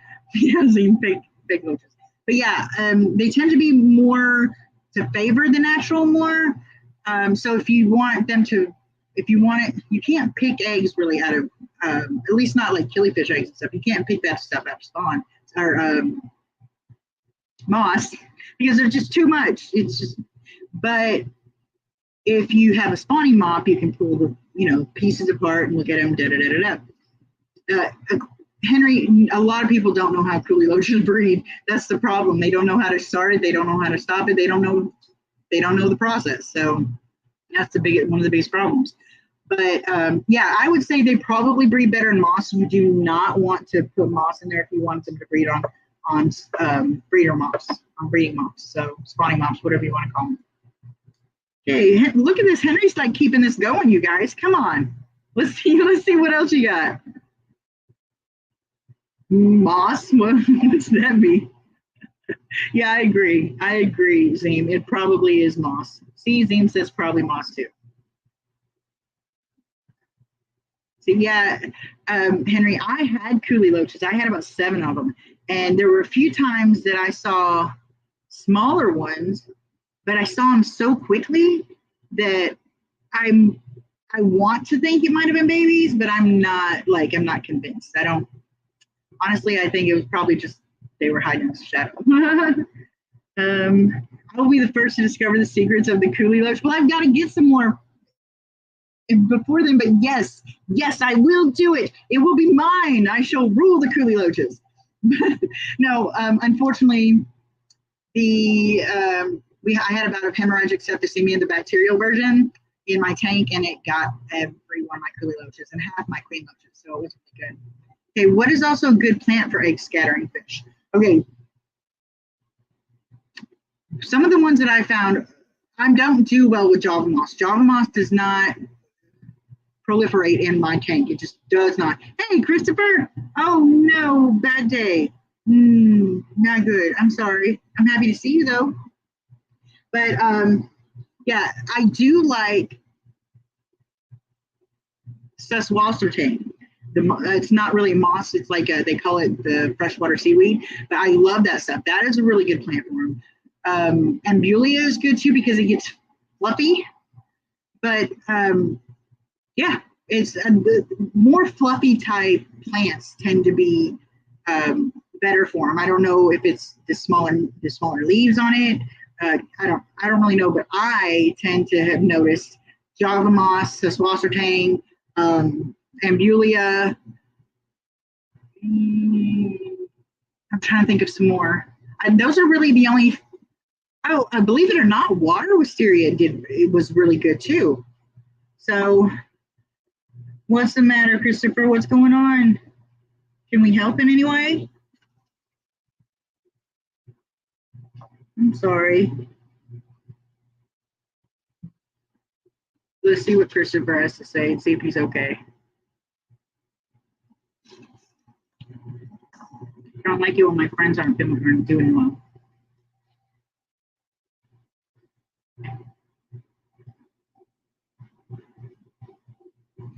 So yeah, yeah, I don't see why carpeting plants wouldn't work. Um, I have not used carpeting plants because, from what I understand, they're really difficult to grow unless you've got really good highlight and really good or really good CO2. And CO2 is out of my budget for one. Two, I don't know much about it, so I'm not comfortable trying it. And I highlights, like really good lighting, is not something that's in my budget either. So I really haven't tried carpeting plants, but I don't see why carpeting plants wouldn't work, especially if you planted it densely. But overall, honestly, if you can get it to grow, and I'm the only person I know of that has difficulty getting epic Java moss to grow, because that stuff takes over, like from what I understand. But every tank I put it in, it just goes away. Peat moss. Oh, hey, Mexicali. Peat moss. That's a good one. I don't know. I don't see why it would work for egg scatters because actually that's one of the things that we use to incubate and spawn some killifish. Um, so Christopher messages me on Discord or something and we'll talk. I mean, hey Dan. But yeah, I don't. We use peat moss to spawn. There's peat moss spawners. They actually you put a container, weigh it down, and put it in the with the hole in the lid, about like a 2.5, 3 inch hole, and you put it in the tank, and the fish will dive in and spawn. And killifish are egg scatterers too. They're oviparous, so they do eggs too. So yeah, there. I don't see why you couldn't try it with other um, egg scatterers. I don't know why I couldn't think. Oh my God, Christopher, I am so sorry. What are you doing on here, honey? Oh my goodness. You do what you need to do. I mean, if being here helps, and I hope we help, but I'm so sorry. That is insane. That is horrible. I'm so sorry. I don't even know how to go on after that.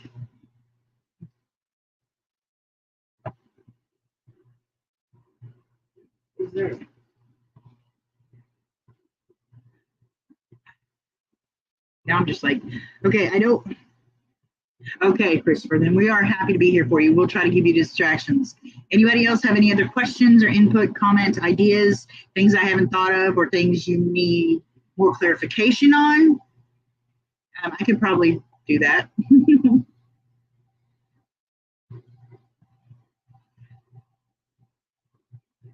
I need to figure out how to turn this delay off on here. Yes, as Jenna said, we are here for you, Christopher. We really are. If you need to talk or whatever, you can, message me on Discord. And I mean, you've got other ways to contact me too. So just, I think, if you don't, then let me know and I'll give you other ways. But yeah, if you need to talk or whatever, I'm here for you, dude. We all are. So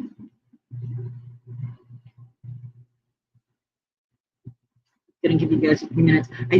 There is a delay on here from when you guys hear me to, so I'm trying to give you guys time to catch up and maybe throw some comments or questions in there.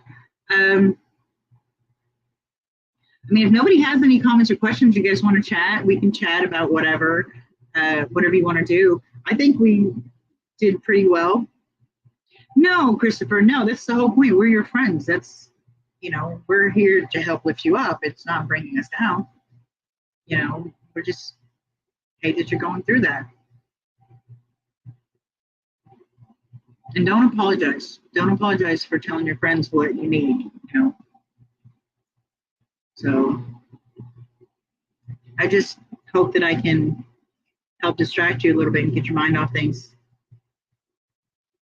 Damn it, Janice.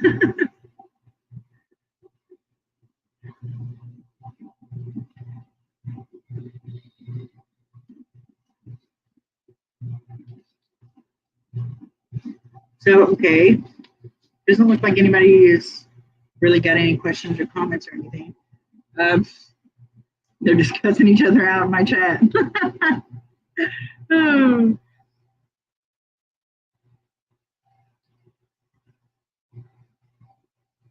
See, this is this is what I like about our community. We get so close to each other that it's like if something happens to one of us, we all, try to be there. We try to, it's just, I love our community. I really do.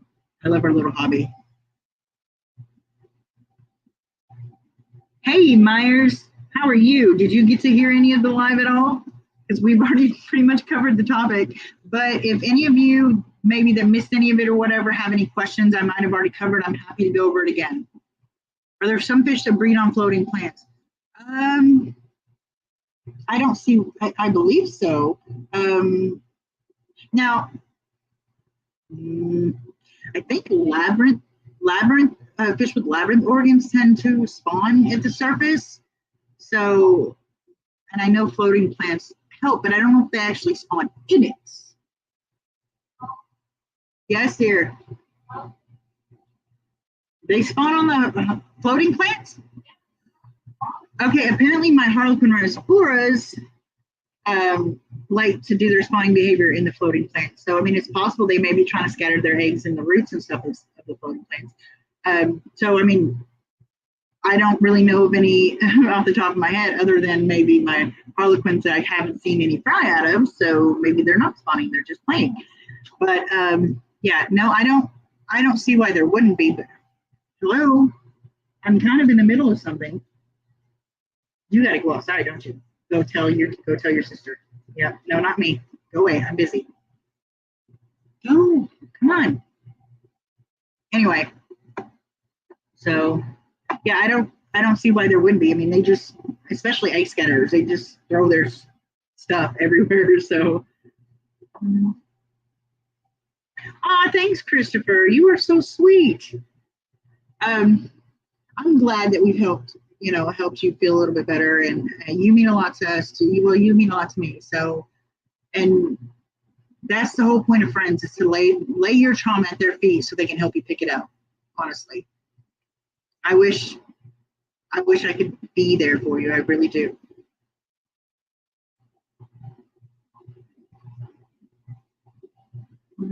Yeah, like Janice says, my heart breaks for you. If my mom, I would, no, I can't even think about that right now. I'm gonna cry.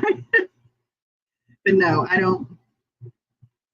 I couldn't handle that. So kudos to you for being strong, but there are times when being strong is not the right time. There are times when you need to just let the strong go, and just feel it, and it's gonna suck. But I mean, that's part of healing. It sucks.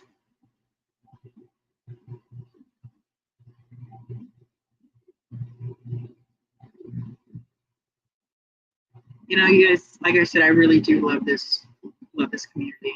Most of the people are just so caring and kind and giving. It's just, I kind of feel like I found my people. Under the substrate, are there any fish that have their eggs under the substrate? I know there's plenty. Excuse me. I know there's plenty that do. Like I said, the killifish, for example, they will dive into the peat moss and they'll in substrate or whatever you use coconut for, and they will spawn in there. And egg scatterers will literally lay their eggs on and in the substrate too. If they have nothing else to lay them on or in, they will lay them where they want to. So yeah, I don't really know if, like, other than the peat spawners that I was telling you about with the killifish, I don't really know if there's any that actually lay it in it, like, purposely. I know they will scatter them on the substrate and they'll fall into it, but I don't know if any of them do actually in. So yes, Christopher, hillstream loaches need large rocks or river stones. They'll hatch under the substrate. That's one of the things I've got hillstream loaches. Now my first three, I believe, were all boys, I think, or all females. They were all in one sex. I got 3 more, and those are still juvenile right now. So I am working on getting them big enough, and I think they actually might be there because I've had them for 3 months now, so they should be good enough to go right now. But they say I've got 2 large piles of rocks, like smooth stones and stuff, for them to eat on and stuff. So, and and play in. So they're never out of there. They're always in there. I think I need to grab some more hill streams because honestly, I've only got 6 in a 40 breeder. So I really think you could use a couple more, but I was hoping that mine would start spawning and just fill up the tank that way, and I wouldn't have to buy anymore because I really would just rather raise my own. But which they could very well be spawning under there, and I just haven't seen the babies because I've heard a lot of people say that they went months and then all of a sudden they started seeing baby hill streams everywhere. So it's just they could be there. I mean, I'm hoping maybe they are. Maybe I'll see babies anytime soon. That would be amazing. Yeah, exactly. I've got them with my white cloud mountain minnows and my rice fish. So, and my white clouds have already spawned with a couple of times with the hill streams in there, so I know that's not a problem. And the rice fish, I've only got the one, so it's not. I'm not too worried about her. She's little tiny. But yeah, that's what's really cool. And they hide their eggs and stuff in the rocks and everything, so it's not like their eggs can really be gotten to right now. So, well, in that process. What kind of rainbows do you breed them with, Christopher? Because I've got my Calitawas in with just a pleco, but I've got them in a species only, well, mostly species only tank. It's just them. I'm hoping to add more to them, right? But right now I don't really have access to them, and I just have the 4. So.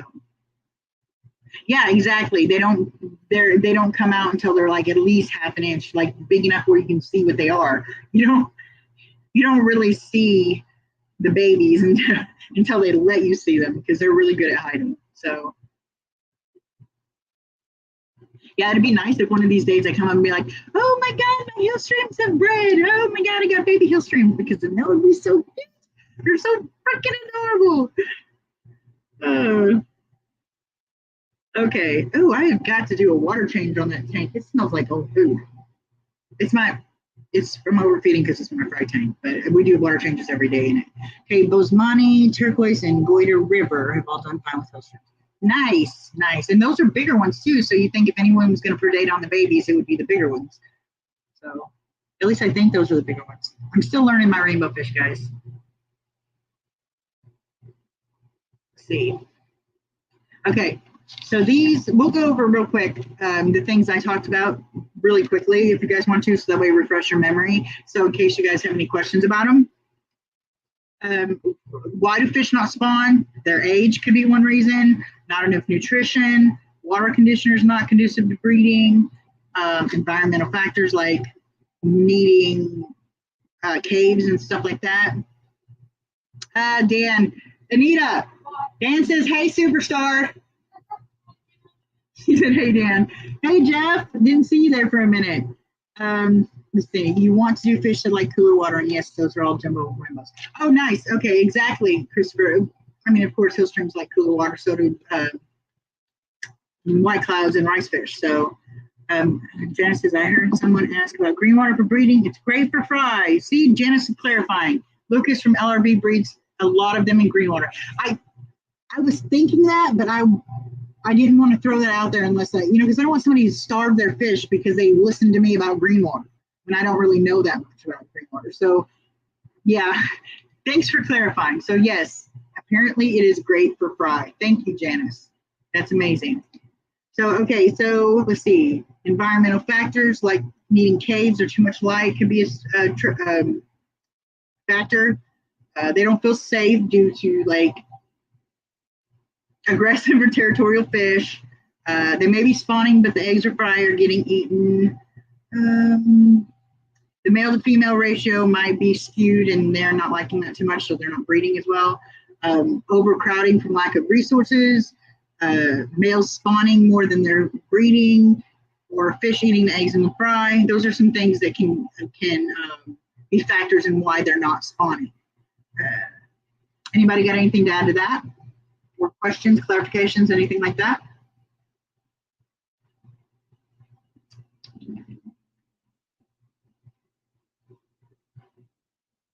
Okay, nope. All right, and so and then conditioning, we talked about this, doing it like on average about 2 weeks before you try to trigger them. Separating the sexes is a good idea, especially in like egg scatters like tetras and such. Making sure any spawning needs are met, like pleco caves, breeder moss, plenty of moss, whatever the case may be, low light, etc. Mimicking the daylight hours of the spawning season. Up until the trigger, you want to mimic the daylight hours of what the season is coming up to the spawning season. You're also going to want to, whenever it's time to trigger, you're going to want to fix those daylight hours to where they match the spawning season. So it's a little bit time consuming, I guess. Not really, just more like thought consuming. Listen, adding botanicals and mosses or other plants to give the fry place to hide and to foster microorganisms. That's another one. Allow your tank for the 2 weeks before that they're in to evaporate, to raise that TDS, indicate the dry season, yada yada. Okay, that's a good one. Ditherfish, which also can be fish that are ready to spawn or mature fish, like you're already starting breeding, throw them in there. If they're already ready to spawn, they could trigger it, and it helps condition it too, to have those hormones from spawning fish already in there. Let's see. And then, of course, you got the power feeding. Power feed. Just feed them like crazy. And then, not only that, throw in some fry food, because it lets them know about that there's food for their fry when their progenies, are born. And then, okay, so anybody have any questions, comments, concerns about the conditioning? Anybody doing that? And anybody need any of that? I'm just talking now. Nobody? Okay. All right. And then we will finally recap the triggers. And like I said before, hi, Barry. Exactly. He says he tries to separate where possible during condition and feed a lot of live foods and high protein, high fat prepared foods as well. Exactly. That's exactly what I was talking about. In conditioning, that's very important, especially the feeding, because not only does it allow them to know that there's plenty of food for them and their progeny, but it also prepares their body. Like, it gives them that energy and those building blocks they need to actually do the physical deed. So, yeah, definitely. What fish needs a strong water flow to breed?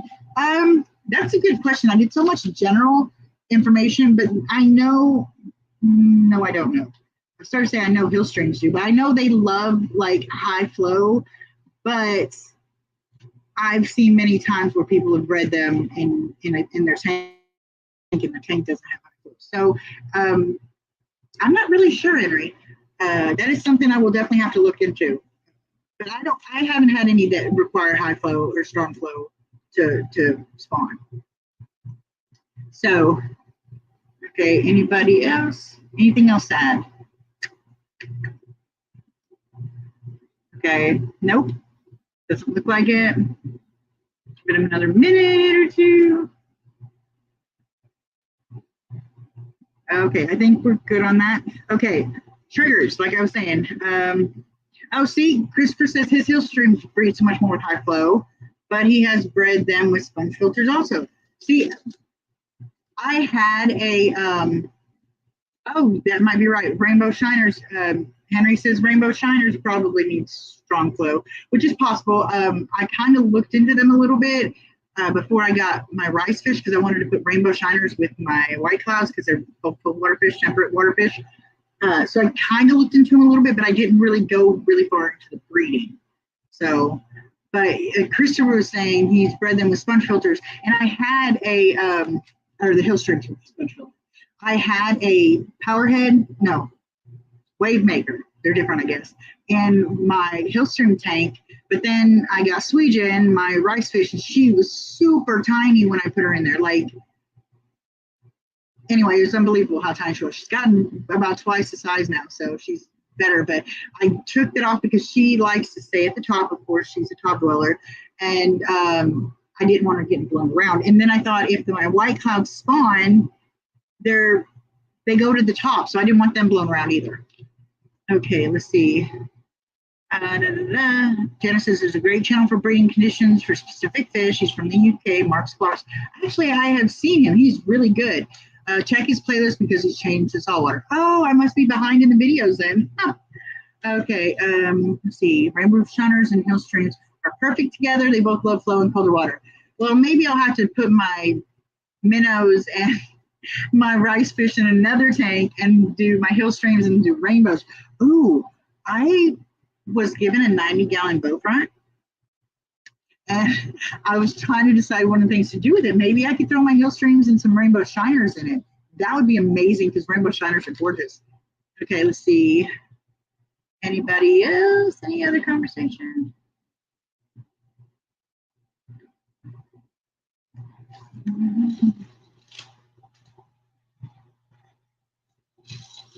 Wow, we've been on here 2 hours, guys.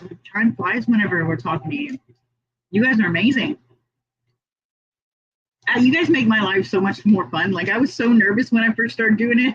And now it's just like, nah, I'm good. I could talk to my friends. Who cares? So, okay, Christopher says he's going to breed his Odessa barbs and rainbow emperors next. Aha.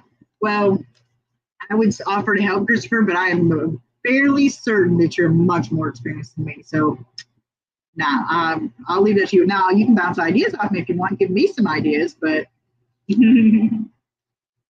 okay. Exactly. I can too. I can have bamboo shrimp. We were talking about that. I really would like some bamboo shrimp. So maybe that's what I'll do. I'll put the 90 gallon over here because my plan is to build a small rack in my room, and I've got my friend Jason's going to help me. I probably shouldn't say his name on TV, but or on YouTube, but my friend is going to help me, and we're going to design something that we know is going to be stable and steady. I watched a bunch of videos, and so I've kind of got an idea of what I want. So we're going to build a rack and take all my smaller tanks, put them in my room, and use that for breeding. And then I'm going to have my pretty big tanks, so my 255s, 75, my 48, and then if I get the 90, well, it's already been given to me, but when I bring it, the 90 breeder, no, 90 bow front in here. And then let's see. Oh, thank you, Christopher. The homemade mob video was probably one of my easiest videos, so I'm happy with it. Let's see. He does use peat moss, Shirley. I obviously can't remember which breed. Are we still talking about the Mark's Aquatics dude? I think if it's the guy that I'm thinking of, it might be killifish. I mean, I could be wrong though, because it's been a while since I watched any of these videos.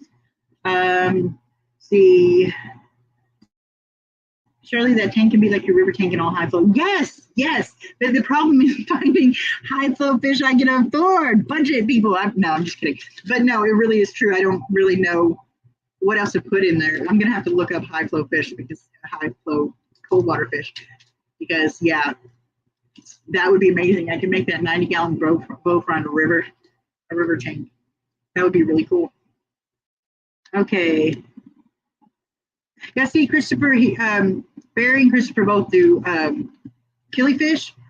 And as Barry was saying, peat moss is used quite frequently with many killifish species. And Christopher says he definitely uses it. But now I don't use peat moss. Now, again, I'm not like seriously experienced. I haven't been doing this for years. I'm still new to this. But it just seems to me that peat moss or coconut core or coconut fiber, whatever you want to call it, seems easier because from what I've read and watched on peat moss, you have to boil it, let it sit for so long. You have to really prepare it. But with coconut core, you just hydrate it with boiling water, and it sanitizes it and gets it hydrated and ready to go. And you're done. You don't really do anything to it, so you just put it where it goes. So, okay. Blair's brain. She's going to take over the notes methods. I like this idea. Totally like this idea. I'm not going to be the moneyless maven anymore. I'm going to be the killifish made rich maven. I am totally going to take over. Yes, those galeras are mine.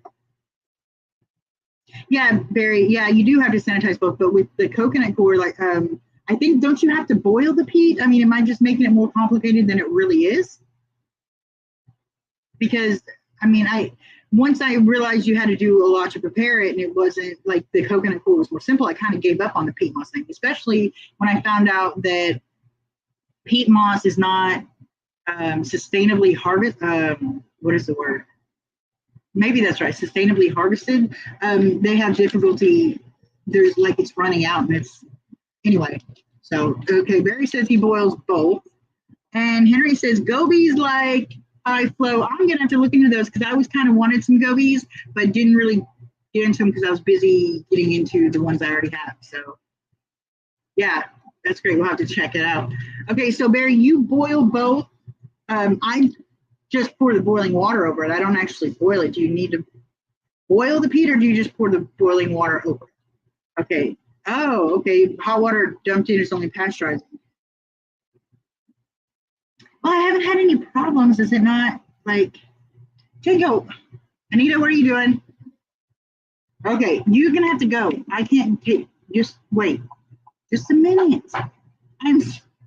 Anyway, yeah, this dog is giving me problems. You are so, yes, Snoopy, do it on camera, please, show everybody. Okay, never mind, go away. So, yes, Janice, this is my doggy, this is my Django. And he does this cute little thing, if I can get him to do it. When he wants something, he does what we call snooping. Right, you know how Snoopy used to raise his hands and raise his head and dance like this whenever he was happy? He'd raise his head straight up and his neck would be all straight. Well, he does that. He do the Snoopy, do it. Oh, good boy, good Snoopy. Oh, so yeah, so we taught him how to do the Snoopy, and he used to not do it anytime that we wanted him to. He would just do it when he wanted to, but you shouldn't as most coconut.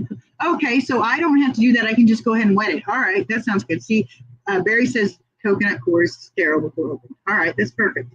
Okay, and then Trish says the blue glares, Ellie will be here.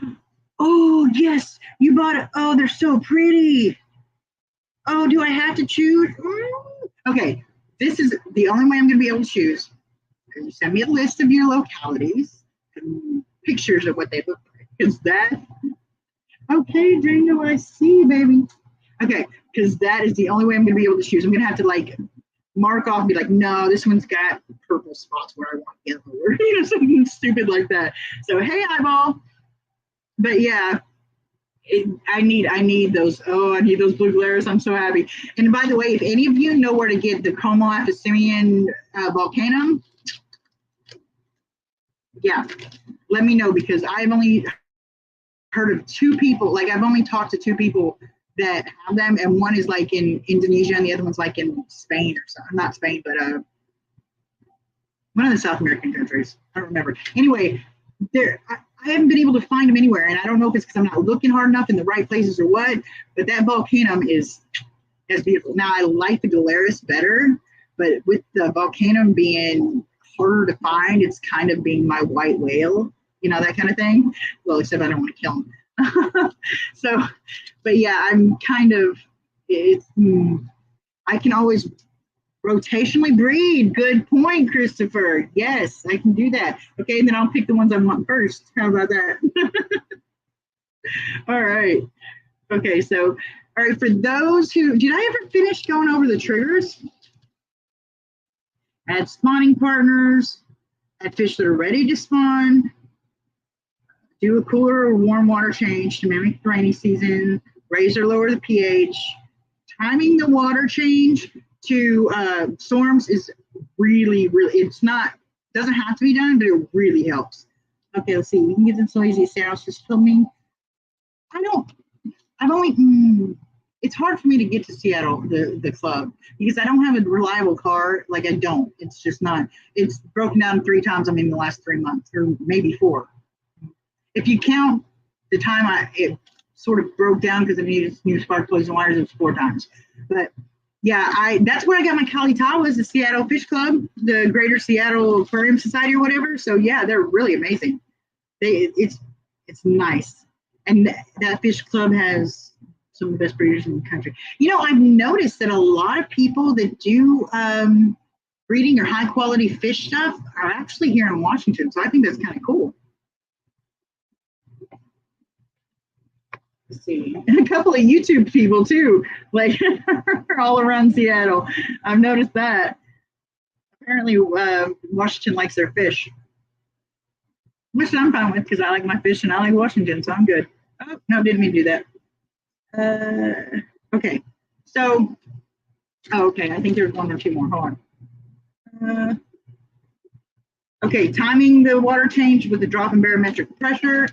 And then the final, the Hail Mary, the one that may or may not actually have an impact, is rescaping and starting over.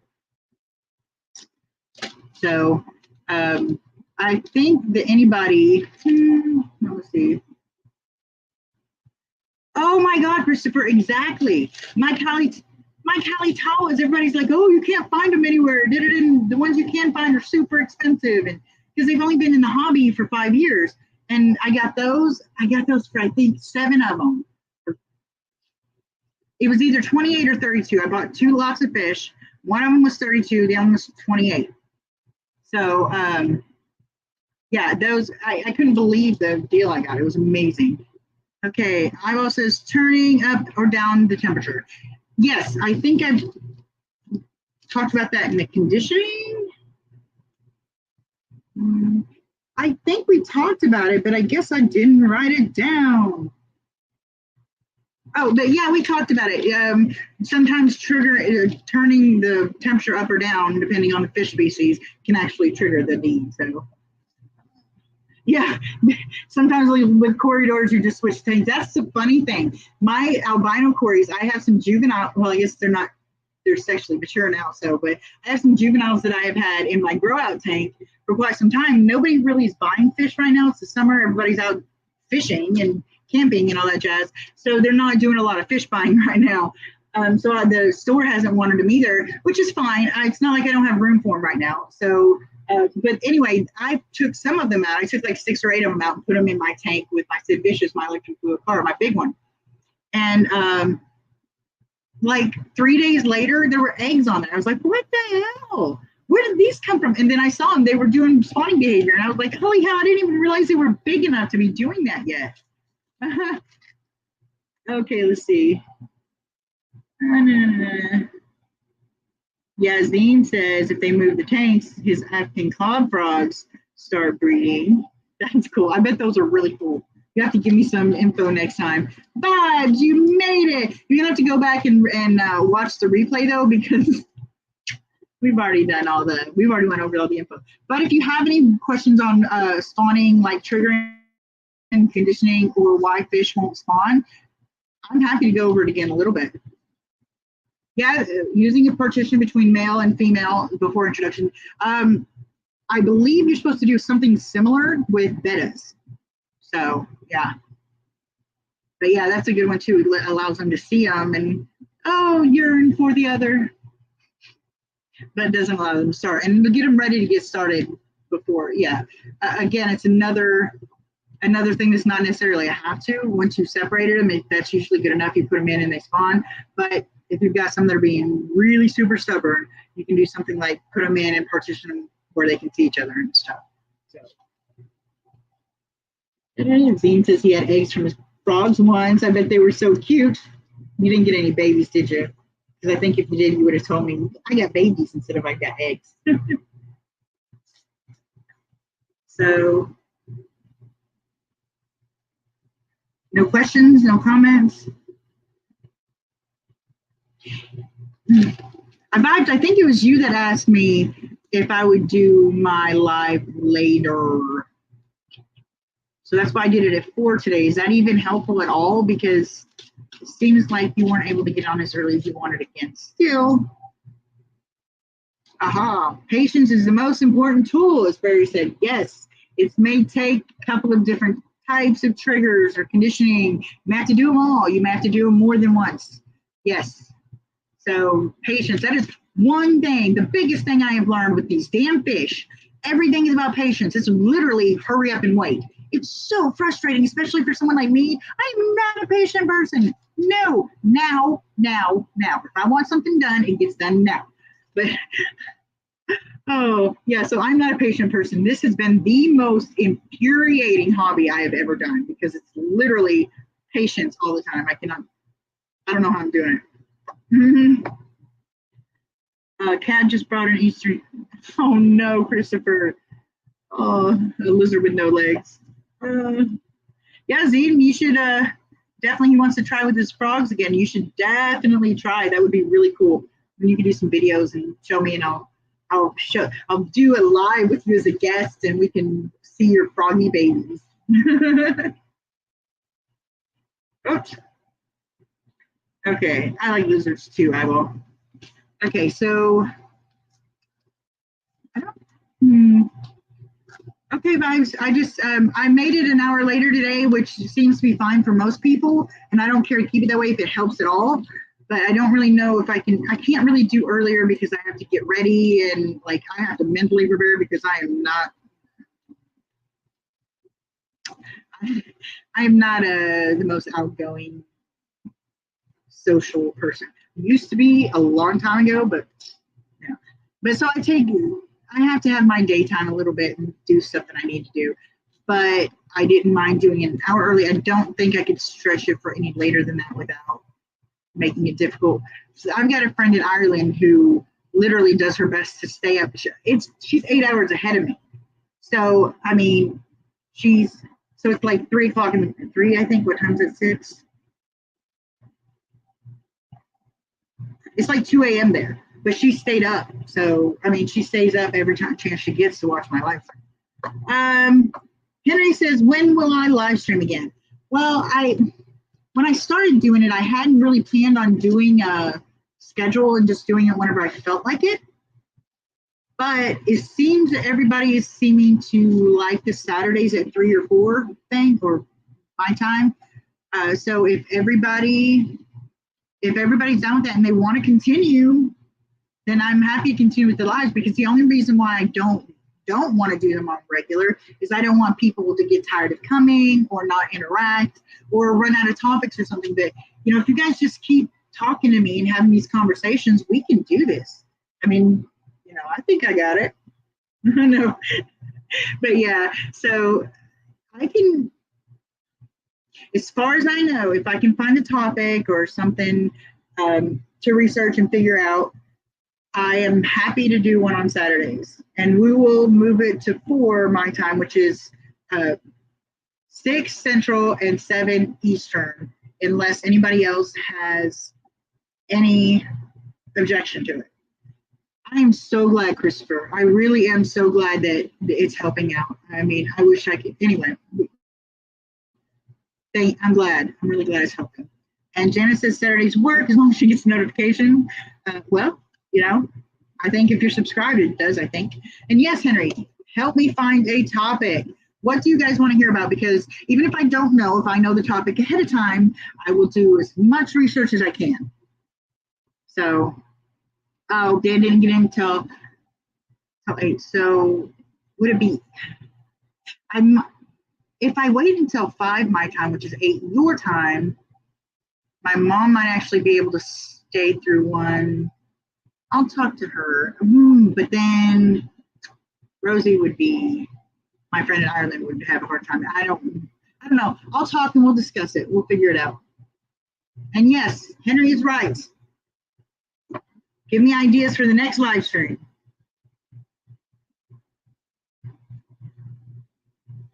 Yes, I know you have, Dan, but not all of us are special like you. Not all of us can just think on the fly. Some of us have to do some preparation. Okay, it takes work to look this good.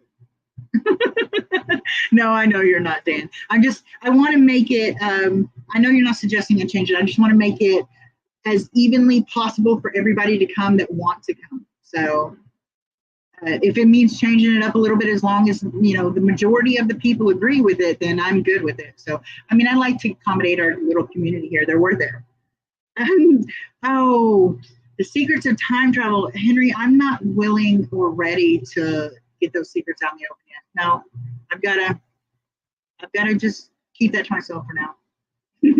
Okay, and Christopher says raising pride to a syllable size would be a good topic. That is a good topic. That is a good topic. I will see if I can do some, see if I can do some research to see if there's anything, like it's a good topic to talk about. I just don't know without adding something to it if it will take up enough time. So anyway, I know you are, Henry.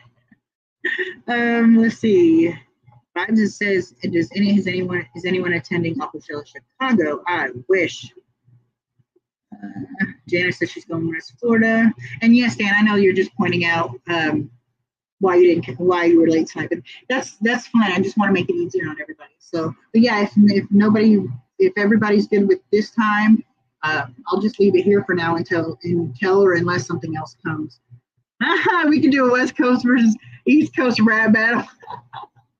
As long no, I don't know. I would totally lose because I'm a good writer and I can, sometimes think stuff up on the fly, but it's never when I need it to be. Never, like it never works. Plus, I'm not really good at the whole rap. So, Christopher, you're silly. Problems to avoid in this hobby. Oh, that is a good one. Yeah. I will try to decide what yeah, that is a really good one. And that's a good one for beginners and stuff too. So I like the topic for growing out fry. So what I might do is see if I can add to that, do some research on that, and then the problems to avoid in the hobby.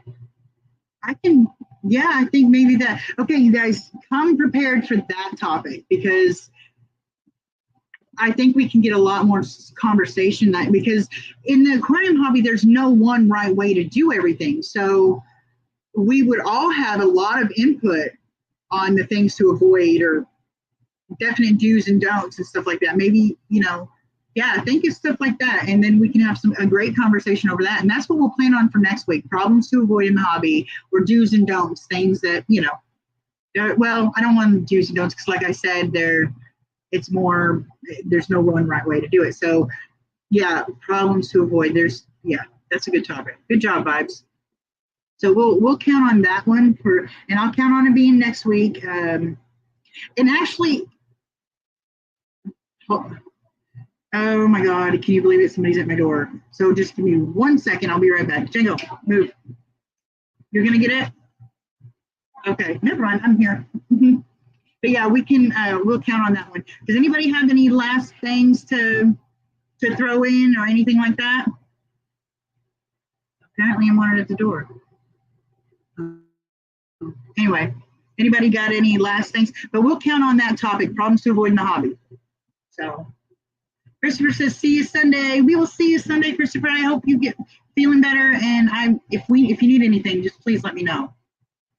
So, but yeah, I guess we'll shut it down. It seems like everybody is happy with the way things went and nobody has any more questions or comments. So yeah, let's just say everybody say our goodbyes and plan on seeing me next week because that's the plan. I'll do it at the same time next week. So, and that's a good topic, Vibes. Good thinking. So, all right, guys. And I cannot talk about avoiding MTS because maybe I should because I can speak from experience on why you should. Anyway, so yeah, see you guys Sunday for the ones that joined Dan's Live and check him out every Friday and Sunday. He's got a live stream at, I believe it's 5 Pacific. I can never think of that. 5 Pacific, and then on Wednesdays, member streams. And it's totally worth joining the membership, guys. The freaking Wednesday member streams are awesome. They're really great. So anyway, have a good night, everybody, and enjoy your evening. And I hope things get better for you, Christopher. Thanks for coming. Don't forget to roll your sleeves up because that's important. Wet sleeves are never fun.